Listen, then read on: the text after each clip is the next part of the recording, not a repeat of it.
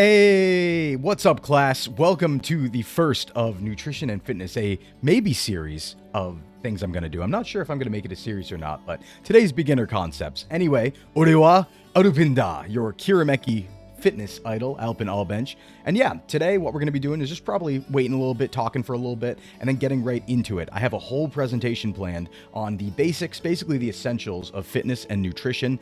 I kind of made it like easy. I didn't want to make it too scientific. I started writing it at first and it was getting a little crowded, I guess I would say. I was a little late in making it too. So it was getting a little crowded and it looked a little too in-depth. Like I don't want to scare people away getting too deep into the specifics of things. So I made it like basic concept type stuff. Just a quick overview for anyone who doesn't really know much about fitness and nutrition. And then from there, basically, we can do advanced concepts. So, right now, we're obviously going to be mentioning protein. We're going to be mentioning BMR, TDEE, and all of that stuff. But then maybe we'll do a deeper dive on what that stuff actually means later on. But this is going to be kind of like, I think evergreen content is what they call it, right?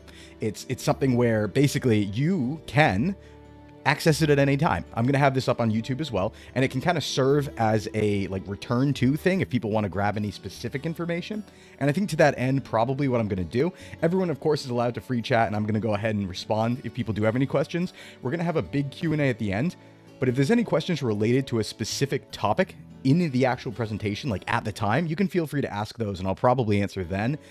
But what I probably won't do is go ahead and answer random off-topic things. So it's going to basically be on-topic stuff while we do the actual presentation, and then we can talk through everything at the end. And I'm going to try and be swift to some extent with the presentation. I still think it's going to last a little bit. There's a lot to cover, but we're going to try and have fun with it regardless, because this is Albench, of course. We're not just education, we're entertainment too. What's up, Bria? How you doing? And to that end, let me see if I can do this. I actually have a toggle that I want to use here, because, we're in the school now. We're in the educational facility. It's time to, de-dress a little bit.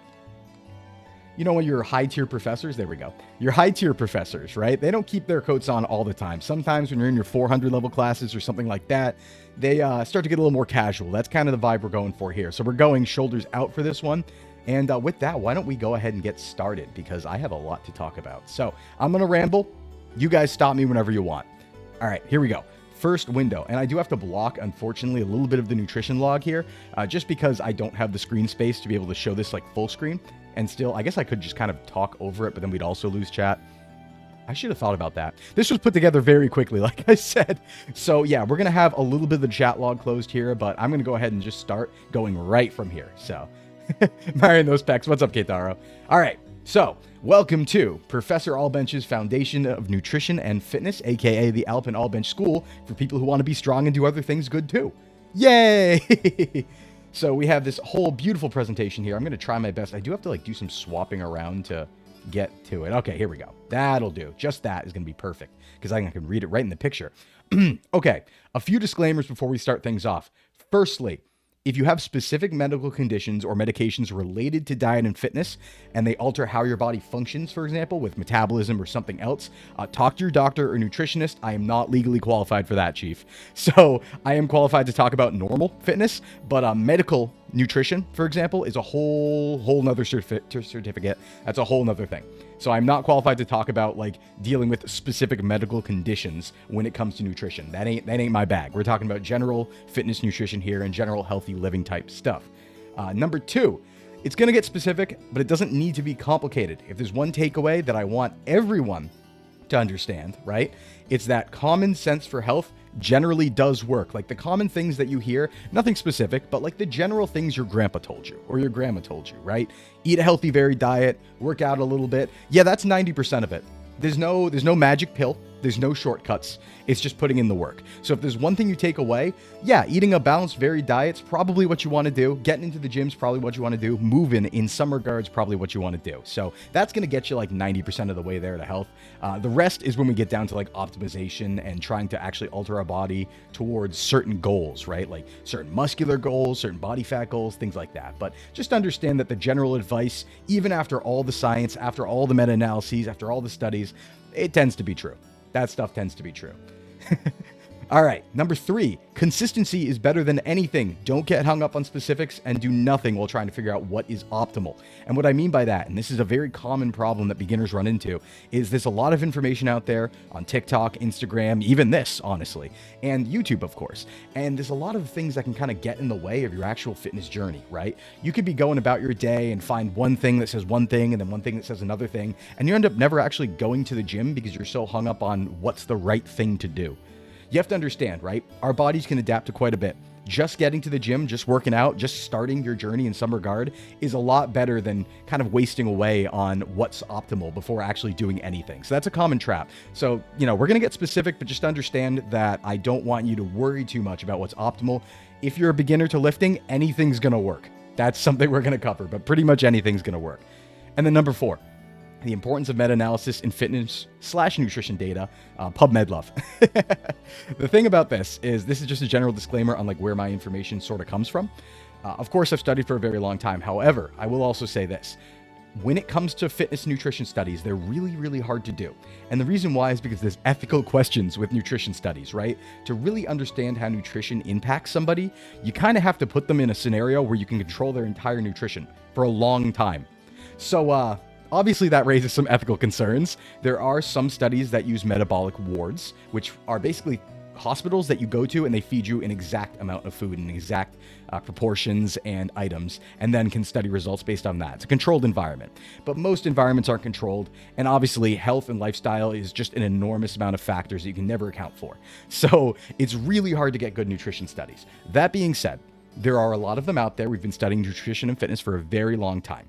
The general gold standard is going to be a human randomized control trial, right? So that means having a lot of people, randomizing who the controls are and who the actual test subjects are for a certain theory, and then conducting the study.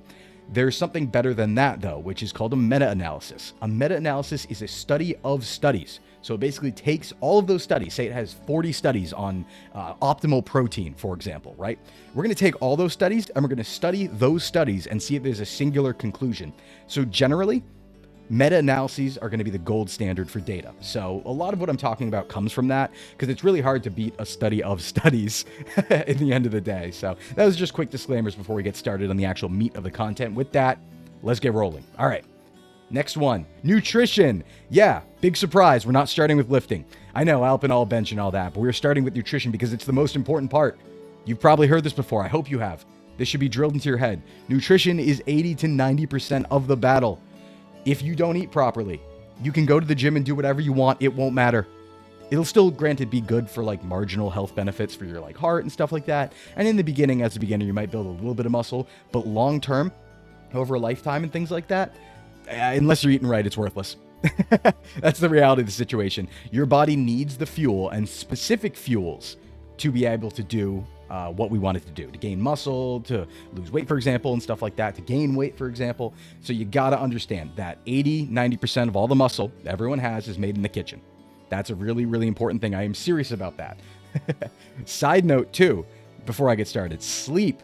Sleep is incredibly important to muscle building. You will have a very hard time building muscle if you don't sleep properly. So in addition to the nutrition, you should be sleeping well. That's 7 to 9 hours a day that you heard about from your mom. Absolutely try and do that. I'm sorry if you have trouble staying asleep, if you have insomnia or getting to sleep.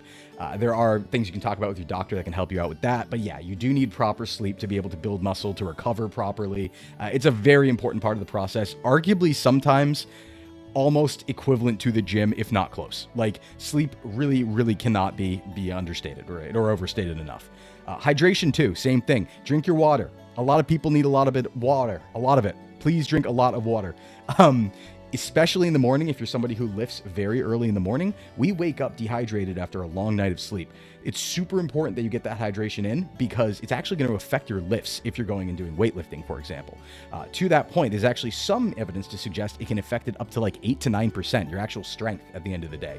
So if you're going into the gym dehydrated, you wake up and you go right to the gym without pounding a ton of water, for example, you could be a lot weaker. And being weaker in the gym, right, is going to correlate to less muscle gain because you're doing less overall work. So you want to hydrate, stay hydrated. All right. Basic concepts, nutrition time. First off, there's this term you're going to want to know called basal metabolic rate. I know I said I wasn't going to get too sciencey, but this one's pretty important because this is going to be kind of foundational. It's really important for everything. So basal metabolic rate and total daily energy expenditure. These are two different things. BMR, basal metabolic rate, is what your body... Oh, hold on. I can't read that. Oh my God. It's too small for me. What did I type there? It's too small for me. I know it, but expends. Okay. Oh my God. I was going to say, I need to be able to actually like read it myself. Jeez. All right. Yeah. BMR is what your body expends energy at rest. All right. I'll just, I just won't go like right off the PowerPoint. I'll just ad-lib it because I'm pretty sure I knew what I wrote down. All right. So BMR is what your body basically expends as energy at rest. So if you were in a coma, for example, your BMR is just what your body is going to use up in energy, just kind of like running your organs. So if you weren't doing anything at all, just to survive, just to have your heart pumping, your organs working properly, that's your BMR. It's usually expressed in terms of calories, which is something we're going to talk about, of course, which you see on the back of your nutrition labels on food and things like that. But BMR is basically your basal, if I'm almost dead and I'm not moving 1 inch, how much does my body use? If you are cutting, if you're trying to lose weight, you never go below this number. Do not go below your basal metabolic rate because long term, that's just starving your body of like essential nutrients, and you're going to see weird things happening like hair loss, and like your immune system will fail, and your nails won't grow properly. Just a bunch of terrible stuff. Your skin will be terrible. You won't be able to build any muscle, that's for sure. So just don't ever cut below your basal metabolic rate for like an extended period of time. That's just a general health thing. Don't do that. TDEE, that's total daily energy expenditure. Okay, that's your BMR plus your daily activities. So you take all those numbers from when you're sitting still doing nothing, and then you add the fact that you're speaking, you're walking around, you're lifting things, you're moving, you're maybe talking with your hands. Any little thing that you do throughout the day contributes to that total daily energy expenditure number. So all of that together, basically all of the output of energy that you do throughout a day, is your TDEE. And that is the number that you want to focus on, basically, because over that number of calories is when you will gain weight. Under that number of calories is when you will lose weight. It's important to also recognize that weight loss and gain is a function of that. It's a function of eating over and under TDEE, but that doesn't take body composition into account. So what I mean by that is if you eat below your TDEE, you will lose weight. Like necessarily. That's just how the science works. It's what's it called? Rules of physics, right? If you eat over it, you will gain weight. Rules of physics. However, that doesn't say anything about what your body is made of. That doesn't say anything about the fat distribution, doesn't say anything about the muscle. So it's not just a matter of eating a certain number of calories. It's a matter of making sure that with those calories, you make a very effective meal profile. So that's the important first concept, okay? Moving on. Carbohydrates, fat, protein, and maybe fiber. This is going to be, 3 different things. These are your macronutrients. And fiber isn't a macronutrient, technically. Fiber is a carb. But the only reason fiber, it's very important. Like, it's incredibly important. And the reason it's not qualified with the rest of the macronutrients is mainly because it doesn't have a deficiency state. And what that means is, like, if you eat too few protein, too little carbohydrates, or too little fats, very bad things will happen to you, and you will be on the road to death, basically. We're on the road to wasting away. But if you don't eat fiber, that won't happen. It's just not healthy. So it's not considered one, but it's actually super, super important. All right, getting into that. Carbs, carbohydrates, those nasty little things everyone tells you not to eat. Yeah, those are the main energy source for your body. They're not evil. Please eat them. Eat your carbohydrates. Listen, they're not going to do anything naughty to you, I promise. There are simple carbohydrates and complex carbohydrates. Simple carbohydrates are often things with high sugar, for example, things that get basically digested very quickly and give you a quick spike of energy. Complex carbohydrates are things like, potatoes, sweet potatoes, wheat products, like, natural wheat products, things like that, that have a little bit more of a slow release of energy. They take longer to digest. Usually there's like an outer shell of sorts that needs to be digested first. And those are, I don't want to say they're better. They are better in many cases. They're definitely healthier, but that mostly comes down to like appetite and satiety issues. So satiety is just how full you feel. And a lot of the time, the simple carbohydrates, things like sugars, especially like candy, for example, right? The problem people run into is they're hyperpalatable, which means they're very easy to eat and they don't fill you up very much. So you eat one, and especially with sugar, your brain wants more. Hey, Dante, thanks. Welcome to the gym. So you eat one, and then your brain wants more. And then it contributes to overeating. That's usually what happens with things like that. Like when something pretty much throughout history has been said to make you gain weight more so than something else, it's usually because it's really easy to eat And that in turn makes you want to eat more of it. And then there's some appetite mechanism there and you gain more weight. That's usually how that happens. What's up, Frost? So important to recognize carbs are extremely important. You should have carbs. And some people do believe, I will say this, there is a very big group these days because keto as a diet has become very popular. They believe in this insulin sensitivity model of obesity, which is a basically model of obesity that says that you cannot lose weight easily by eating a lot of carbohydrates. It's faster to lose weight if you don't eat carbohydrates. That's been pretty debunked, I want to say, just through studies over and over again. It usually shows that keto just has the same weight loss effect as any other diet. As long as calories are equated, it works the same as any other diet. So you really don't have to worry about that. The reason why people started to believe that too, in many cases, was in fact because carbohydrates tend to lead to water retention, which leads to weight, but not fat. That's an important thing, right? So people look at the scale, but the scale doesn't tell you what the composition of your body is. It just tells you how much you weigh. And so to that end, when you tend to eat a lot of carbohydrates, you might have heard your mom or your aunt or someone say this. They'll eat a cake and be like, oh my God, I gained 6 pounds since yesterday. I can't have cake anymore. That stuff's terrible. No, what happened was you hadn't had a lot of carbs the last time you weighed, and then you had a cake, and now you're retaining more water. And so yeah, you fluctuated 6 pounds up of water weight. And that's a very important thing. Water weight fluctuations, we never track weight day to day unless you do it on a very long-term scale and have a graph, because it can vary like crazy. Like I personally can gain 8 pounds in a day between the beginning of the day and the end of the day, depending on what I drink, what I eat, all that stuff.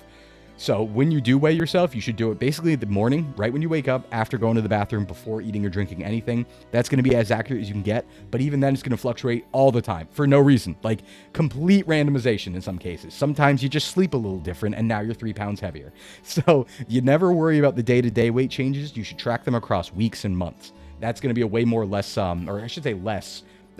mental damaging way to look at your weight, because otherwise you're just going to have a bad time. So I'll just say, have your carbs. It's a very important part of your diet. Complex carbs are great. It's basically the healthy foods you've heard of and expect. Sweet potatoes, peas, things like that, right? Wheat products, just carbohydrates that are you would consider more whole foody are usually the complex carbohydrates. Interestingly enough, fruits sometimes can be classified as simple carbohydrates. That doesn't mean they're bad for you. It's just that they do have a lot of sugar in them. That doesn't mean it's bad for you. Fruits are great. Please eat your fruits. All right. Protein, my favorite word. Okay, protein. This is what will build your muscle or spare your muscles, basically from degradation. Because every moment of the day, you have two processes running in your body: muscle protein synthesis and muscle protein degradation. When you work out, you elevate synthesis. When you have a lot of protein, you elevate synthesis. You want to make sure synthesis is always higher than the degradation level, or else you're wasting away and losing muscle. That's just basically how, simply speaking, metabolically it works. So to that end, protein is what will help you do that, and it'll also make you super cool and jacked. There are many types of proteins, and what I mean by that is amino acid profiles. I'm not going to get into the specifics of this, but some protein are more complete than other types of protein. So complete proteins, for example, like animal proteins, casein protein, whey, like things you find in eggs, things you find in milk, dairy product protein, and animal protein are complete proteins. And same for most protein powders, unless they're like vegan powders, but they usually do their due diligence on that. Complete protein has a complete amino acid profile, so it has everything that you need to build muscle. This is where things kind of get a little funky for vegetarians and vegans, because vegetarians and vegans, sources of protein are usually not complete alone. Usually they have to mix things to get complete protein. So for example, like soy protein, pea protein, like plant proteins in general, and there's protein in wheat too. Very small amounts, but it still matters. All of those are not complete proteins alone. You generally have to mix them together to get a complete protein. How that works in your body is kind of like a mitigation effect. So for example, if a pea, for example, or peas, say that they have 10 grams of protein, you might actually only have access or the impact of 6 or 7 grams of protein, not that actual 10. So that's always important to recognize. There's extra rules here for vegans and vegetarians, so they generally will want to mix proteins to get a complete profile, or this is where one supplement can come into play. We're going to talk about it later. There's a supplement called BCAAs, branched chain amino acids. Hey, what's up, A-Pop? How you doing? Branched chain amino acids. A lot of people who lift know about these. They're going to be sold to you when you start lifting, regardless of anything. They're just going to be like, oh yeah, you got to get on BCAAs, bro. Don't worry about it. Unless you're vegetarian or vegan, you don't need these. They're just basically amino acids. And yeah, if you already eat complete sources of protein, BCAAs don't really help you at all. They don't have any benefit. Don't waste your money. That's not to say they're bad for you or anything. You just don't need to spend your money on that. If you're vegetarian or vegan, then BCAAs might start to make sense because you're not getting complete protein as often. That can help you complete that profile. So I got a little too scientific there. Basically, eat your complete sources of protein. And if you're vegetarian or vegan, maybe consider something like BCAAs to help you out. Also, how much protein should I eat? This has been a war for decades. We do have good information now, and we've really always had good information. There's been a lot of studies. This is a decade war. I'm going to give you a number that I'm very confident in. Okay, protein, how much should you have per day? About 1.6 grams per kilogram of your body weight per day is the optimal maximal number. That's maximal, meaning beyond that, there are no studied benefits. There's nothing wrong with that. There are no studied benefits beyond it, meaning you will absolutely max out muscle building in a day with that much. Yeah, you're just thinking about that question. There have been many casualties in this war. It is a war, that's for sure. And there's an old myth of gram per pounds per day that even I used to follow. Pretty much everyone used to follow. It's nothing wrong with it. It was just unnecessary. It makes you spend extra money because protein's expensive. 1.6 grams, or sorry, 1.6, gram per kilogram per day. And in the US numbers, that's about 0.75 per pound is going to be your optimal limit. Now, the thing about that, it really got wild because it's been studied up to so some recommendations and studies have been 0.82 instead of 0.75, but that's already a safe number. So the reason why you see 0.82 per pound sometimes actually is that's taking the optimal studied limit and adding 2 standard deviations to it just in case. So even though they only studied the absolute maximal effect at 1.6 or 0.73, 0.75, they just added a couple on top to be extra safe just cause. So to even say beyond that a pound is necessary, no. There are some very fringe cases where somebody might want to eat that much, like a pound per gram, or a gram. I always get that mixed up. Yeah. A gram per pound of body weight. But those cases are usually enhanced lifters, meaning steroids. And that's not something that natural lifters really have to think about. And this isn't to do with beginners or advanced. A lot of people will argue, oh, the more advanced you get, the more protein you need. No, this was studied in advanced lifters. This was studied in people who had been lifting for many, many years, decades, and were lifting to an hour and a half for 6 days a week. You really probably do not need more unless you're doing maybe there's an argument for mixed sports. So you're lifting and you're a professional athlete on top of that or something. But for pretty much every single person, you just aim for that. That's going to max you out. No problem. No problem. So just focus on that. So for example, for somebody who's 200 pounds, that's going to be, I think, around 145 grams of protein a day, 150 grams of protein a day. I also want to take this moment to say and point out that is a lot of protein and you should track it. Because if you don't, you're going to undereat it. This is something I see all the time with my clients and pretty much everyone I've ever advised nutrition on. If you don't pay attention, you're not going to eat that much protein because that's way beyond a pound of meat a day. So even if you're oh man, I do it. I eat a pound of chicken breast a day, but eating a pound of chicken breast a day only gets you to 100 grams of protein unless you add something else. So you got to start thinking oh my God, to get my optimal protein, to really maximize the work I'm doing in the gym, I'm going to have to eat a pound of meat. I mean, there's other ways to do it, but to say in terms of volume, I have to eat a pound of meat and then I have to have 2 protein bars on top of that or 2 protein shakes on top of that to hit optimal. It's a lot. It's a lot. So you really should focus and track your protein, if nothing else. The 2 things you should really track are your protein and your calories. You can distribute fats and carbs however you want with the rest of your calories. And as just a quick aside, in terms of calories and caloric impact, 1 gram of carbs is 4 calories, 1 gram of protein is 4 calories, and 1 gram of fat is 9 calories. So fat is more calorically dense. That's why people trying to gain weight, you usually recommend them a lot of fat if they have a low appetite and they want to gain weight, because it's very easy to eat fat and it has a big impact. But it's also very good for you, the good types of fats. So definitely track your protein. Very important, very important. I can also, later on, we'll talk about tips some other days. This is just basic concepts. So I'm not going into it all, what protein, how to go about it, how to get your protein in a day, all the hacks and tips and tricks and stuff like that I've developed over a decade. But yeah, there's tons of that too. That could be its whole own presentation. Okay, moving on. Fat. Dietary fat. This is not body fat. Dietary fat. You know, the one that's usually at the top on the nutrition labels. This helps produce and regulate hormones and vitamin absorption. It is very necessary. Do not eat fat. In fact, you need a good amount of fat per day. Most adult males, I believe, need around at least 43 grams to 50 grams a day. The thing about that is you can't just cut all fat out of your diet and be like, oh, I'm going to lose weight. Dietary fat's not the same as body fat. There's no special mechanism there. It is an incredibly important nutrient. You have to have it because if you don't, you are going to also waste away. To do the big scary thing, to tell everyone the big scary thing, if you undereat fat, your testosterone levels will go down along with other hormones. So unless you want low test, eat your fat. That goes for other hormones too. You'll also absolutely get messed up on vitamin absorption. Vitamin A, D, K, things like that. The fat-soluble vitamins. Hey, Cougar, welcome to the gym. Yeah, you're going to get messed up on absorption if you undereat fat. So please eat a normal amount of fat. Other humans are a great source of protein. The best place for quality humans is at the gym. Yeah, I guess you would find the most lean protein sources there on the cannibalism track. Yeah, I guess you would find the most lean protein sources there. I will be taking questions, Shabby, absolutely. So we're going through everything, and I can take questions that are relevant in the middle, too. There was going to be a big Q&A and just chatting at the end.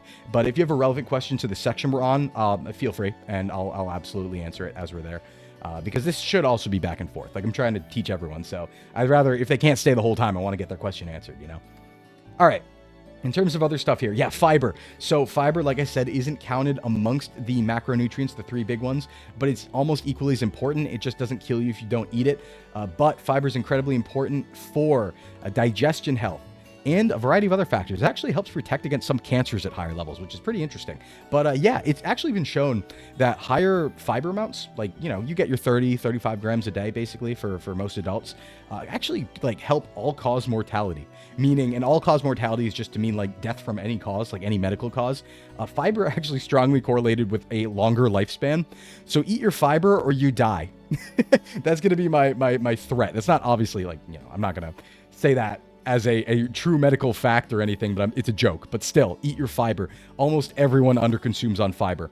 There's a lot of places you can get fiber, mostly vegetables and things like that, but also a lot of places you wouldn't expect, like popcorn, for example. Popcorn has incredibly high amounts of fiber and is actually pretty damn good for you if you don't put a lot of extra stuff on it. I employ popcorn all the time in my diets because it's a high volume food, very low calories. You just pop it, like, just get the kernels, pop them in the microwave or on the stove, put a little bit of salt over it, and you're good to go. You can eat a ton of them, and it's very low calories and very high in fiber. So that's just another way. But, you know, a lot of people get their fibers through veggies.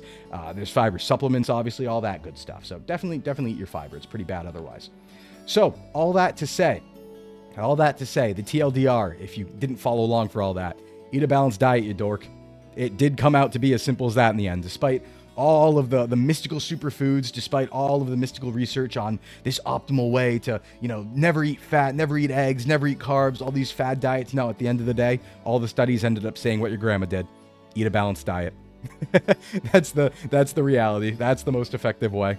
You got to do it. Specifics, obviously, can get a lot more complex, but that is the basic of it, and this is the beginner course, so we're going to stick it there. All right, moving on from that. Now we get to talk about fitness, baby! Yeah! Woo! Okay, now we're talking about the actual fitness part of things, and yeah, this is... I started running out of time here. Mulan, you love the buff guy pics with the hair on him? Thank you. Yeah, I do my Photoshop edits well. What if you have a kitchen scale instead? That's great, actually, because then you can weigh your food, and that's pretty important for counting calories. You can pretty much never trust eyeballing things. That's another thing I should talk about, actually. Bring up a really good point, Apop. I wouldn't trust eyeballing things, especially if you're, like, really, really serious about wanting to lose or gain weight, because there's a reason why you, I don't say are the way you are, but, for example, if you're overweight or you're underweight, there's a reason you are that way. Likely has to do with your lifestyle, how your appetite works, all those factors. If you try and eyeball things, your mind will play tricks on you. Absolutely 100%. There's tons of studies on this that people, for example, who are overweight will absolutely underreport significantly on the amount of exercise or the amount of food they've eaten and overreport their exercise. So if you ask them how much they ate, they will be wrong. They won't think that they're wrong. They're not intending to lie. They will just be wrong. So it is good to weigh things because, for example, somebody, and this happens to me a lot too, I can't, even after 10 years, 11 years of doing this, I can't eyeball peanut butter. I can't be like, oh yeah, that's 2 tablespoons. That's 190 calories. No, I'll have 2.5 on there. I'll have 3, and that adds up. So it is good if you're very serious about your nutrition to go ahead and weigh things. So, oh yeah, what's up, Di? Yeah, I took off the jacket. Yeah, because we're in professor mode. I tried to get glasses in time. I ran out of time. I tried to get professor glasses, but I ran out of time. But we'll get them for next time. So, shirt off when? maybe some other redeem. Who knows? But okay, fitness time. Yeah, baby, woo. Okay, there are many ways to do fitness. Fitness in general just means moving, right? Getting up out of your seat, doing something. The first one we're going to talk about, this is in regards to muscle gain, resistance training. That covers every type of weightlifting, body weight fitness, anything that has resistance. If you're pushing against a force that gravity does not want you to push against and will fight you on, that's resistance training. There's a few types of this. Powerlifting. These are the weight-related types. You might have heard this term before. What powerlifting is going into the gym and trying to lift the heaviest thing you possibly can. There's usually a set of exercises people do for powerlifting, like the bench press, overhead press, squat, and deadlift. Those are usually like the 4, or really it's the 3, and then OHP is the redheaded stepchild. But the 4 main lifts for like powerlifting type stuff. And the goal of powerlifting is to maximize strength production, to get as strong as possible. It doesn't mean as big as possible. Bigger muscles aren't necessarily the strongest in terms of like when you see Arnold Schwarzenegger, for example, right? You know, back in the day, absolute enormous man, jacked, very strong, don't get me wrong, but he wasn't the strongest man on earth. The strongest man on earth looks a lot more like a big, like if you took a dad bod and you just like sized it up a few times. So like a few of the people who have been like the strongest guy on earth at one point or another or close to it, like Thor Bjornsson or Brian Shaw, look up what they look like. They're generally like 6'5" and they weigh 400 pounds. And yeah, they have a high body fat content, a very high body fat content. And they can lift planes or drag planes, not lift planes. But yeah, so powerlifting produces strength. The goal is to get as strong as possible. Dante, pick the thing up, put it down, show gravity you're stronger. That's the point, yeah. This is also where I started, was powerlifting. Are power cleans hygienic? No, you can absolutely. I like that. Are power cleans hygienic? I mean, yeah, yeah, as long as someone cleans the bar, should be fine. It should be fine, the same as any other lift. I guess they're hygienic, yeah. Strongman competitors are usually shaped like barrels. Yeah, that's a good way to describe it. They usually do have like massive chests, and then a lot of times too, you'll see the roid gut, which is if you see somebody, for example, who has like abs, but their gut's really big, that's usually a result of steroids. Way more people, I'll say this now, way more people are on steroids than you think. It is very prevalent these days, extremely prevalent on social media. Like, I'm not going to say most, I'm not going to throw any numbers out there or anything, but any scary large people that you see, male and female, a lot of people are on steroids. Natty, like if you go back, for example, this is a good way to look at it, right? If you go back to the 1910s and the 1920s, before steroids and human growth hormone were invented as something you could actually inject, and you look at what strongmen looked like and what natty bodybuilders look like, they look like normal people that are like kind of muscular. It's important to set expectations here. That's normal. Steroids are a whole nother world that you probably don't want to touch and probably should not touch. But yeah, like there's a big problem with that. And you've heard about it, I'm sure, if you've been in the fitness world, of just social media misrepresenting what's possibly attainable as a natural lifter. But in terms of long-term health, that's, yeah, you probably don't want to touch that stuff. I would say the only, and this is really more of a doctor thing, the only alternative is like, yeah, if you're in your 40s or your late 30s and you go to your doctor and they find that your testosterone level is low, it's abnormally low, they might recommend TRT, which is just testosterone replacement therapy. If a doctor recommends it, that's something that you, I don't want to say want to do, but that's something you should consider, because TRT via doctors is, controlled, it's safe substances, it's no underground laboratory stuff, and it will just make you like 18 again. Like, it'll make you'll have more energy and you'll gain muscle again because you were in an abnormal state to begin with. So that's when that sort of thing is valid. And that's why, it exists partially. Shabby. People underestimate how strong LeBron James looks with his pseudo dad bod. They don't consider he's made for basketball. Yeah. Sports specificity is a thing. That's a term to basically mean that you're like specified for your sport. Interestingly enough, like a lot of times people, and it's good to work out in addendum, but a lot of times people will be like, oh man, like I'm a soccer player, what lifts should I do? Or like, I'm a basketball player, what lifts should I do? Really, the best way to train for that is to play soccer or do basketball. Like lifting weights is great, But sports specificity means generally that it's the best idea to practice what you're trying to do. And that goes for everything. It goes for weightlifting too. Powerlifting, yeah, the best way to learn powerlifting and get better at powerlifting, no brainer, is to do powerlifting, is to practice powerlifting. Kind of works for everything. So the thing they lift is just as big as their belly. Yeah. Yeah, there's general strength, then there's specific techniques to practice for your sport, for sure, for sure. Yeah, many baseball players don't have traditional peak fitness bods either. Yeah, and that's the thing, too. It wouldn't make sense to. This is also probably a good time to say it and bring it up, too. But the peak fitness bodies you see aren't necessarily healthy. So when you see people who are incredibly shredded, they're very vascular, they're down to like 8% body fat and stuff, wow, that's very impressive. Being at 8% body fat, I can respect that. Bodybuilding competitors, I respect the hell out of it. It's really cool. It doesn't feel good. That's something that they don't tell you. If you're down at 8% body fat consistently, you're going to lose your sex drive. You're going to lose your energy levels. You're going to feel tired all the time. You're going to feel hungry all the time. You're going to feel like shit. You're going to feel like absolute shit being that lean and that shredded all the time. A good target for men is usually somewhere around 10 to like 12 to 15% body fat. That's like a very healthy, very good place to be at. And then women's a little higher. You can usually add 5% on top for any female number, because women just are healthier carrying just a little more fat in general. That's just a metabolic thing. So your what drive? Your sex drive. Yeah. No, it will do all of that. It will mess you up. Having like hormone problems messes you up on everything. So I would not, staying shredded year round. Ask anybody who's done it, and if you get them on a serious day, they'll be like, "Yeah, it sucks, man." Like we do it for the game, but it's not a good time. So, well, not saying women are more fat. I'm saying that women tend to carry more fat for health, literally health reasons. Like nothing else, no ulterior motives or anything there. Just actual like health reasons and stuff like that. So important to keep that in mind. Okay, bodybuilding. Those are the people you see with the really, really big muscles. Bodybuilding is to increase the size and definition of muscles, not focusing so much on the strength of them. They're obviously very strong because they have muscles. They're not weak or anything like that. But bodybuilding is basically the goal to make your muscles as big and defined as possible so you look like a monster freak beast. That's what I've been working on these days. I switched from powerlifting to bodybuilding. I'm trying to get experience in every category so I can inform on every category. So these days I work on bodybuilding. Let's see, Shabby, watch the guy get into an argument and he can fight a bear because he was 6 foot something with 6% body fat. Yeah, you're not doing that. I mean, of course, Albench has fought bears before. I mean, we're going to actually have a stream next week that's going to talk about that stuff. But I've had many lifetimes to train via my lore. But no, normal human beings with just one lifetime, don't square up against a bear. That's going to go very bad for you. Bear witness. All right. So yeah, bodybuilding is just trying to make your muscles as large as possible. There's differences in training. So for example, powerlifters tend to stay in a very low rep range. We're going to talk about that in a little bit. But the goal of powerlifting is to have the strongest 1 repetition max as possible. So you walk up to a bar and you deadlift it once at a very high number. And that is powerlifting, right? Bodybuilding's appearance-based. It's looking as big as possible.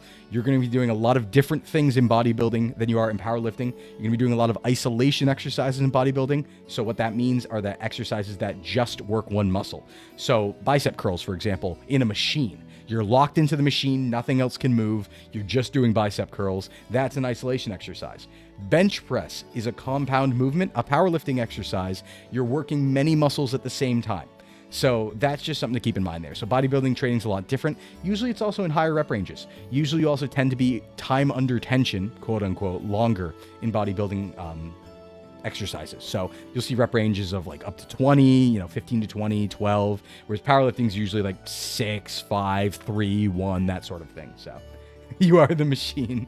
And then there's calisthenics and bodyweight fitness. And I wanted to put this in here because I think it's actually really cool and really underrated. And the reason why is these are types of fitness where you're only using your body weight and calisthenics exercises to gain muscle and gain health. So this is where you get your guys, for example, who do that flagpole thing. Have you ever seen that trick where people like hold themselves up sideways on a flagpole, or, doing flips, doing muscle ups, which are doing a pull up and then pulling the bar to your chest and pushing off of it and going all the way above the bar? That's all body weight fitness, calisthenic stuff. Handstand push-ups, for example, all of that. Push-ups are also a body weight exercise, of course. Squats just with body weight. I think it's underrated. Because if you think about effectiveness and health with that stuff, you don't need any external equipment. You can work completely with your own body and get fit that way. And it allows you like this weird amount of body control that the others don't, and a weird amount of like adaptability. Like if you're talking about something I would choose, like if I was in a survival scenario, right, I would want to be a calisthenics guy. I wouldn't want to be any of these other two. I'd want to be able to do that stuff. So I just really respect it. That's why I wanted to put it in here too. The Venice Beach special. Yeah, I can't do a muscle up, unfortunately. That's not at my body weight. I can't do a muscle up. That's really hard. Yeah, obviously too, this is another thing, just like some exercises that are body weight exercises get very hard when you gain a lot of weight and gain a lot of muscle, because like think about like pull-ups, for example, right?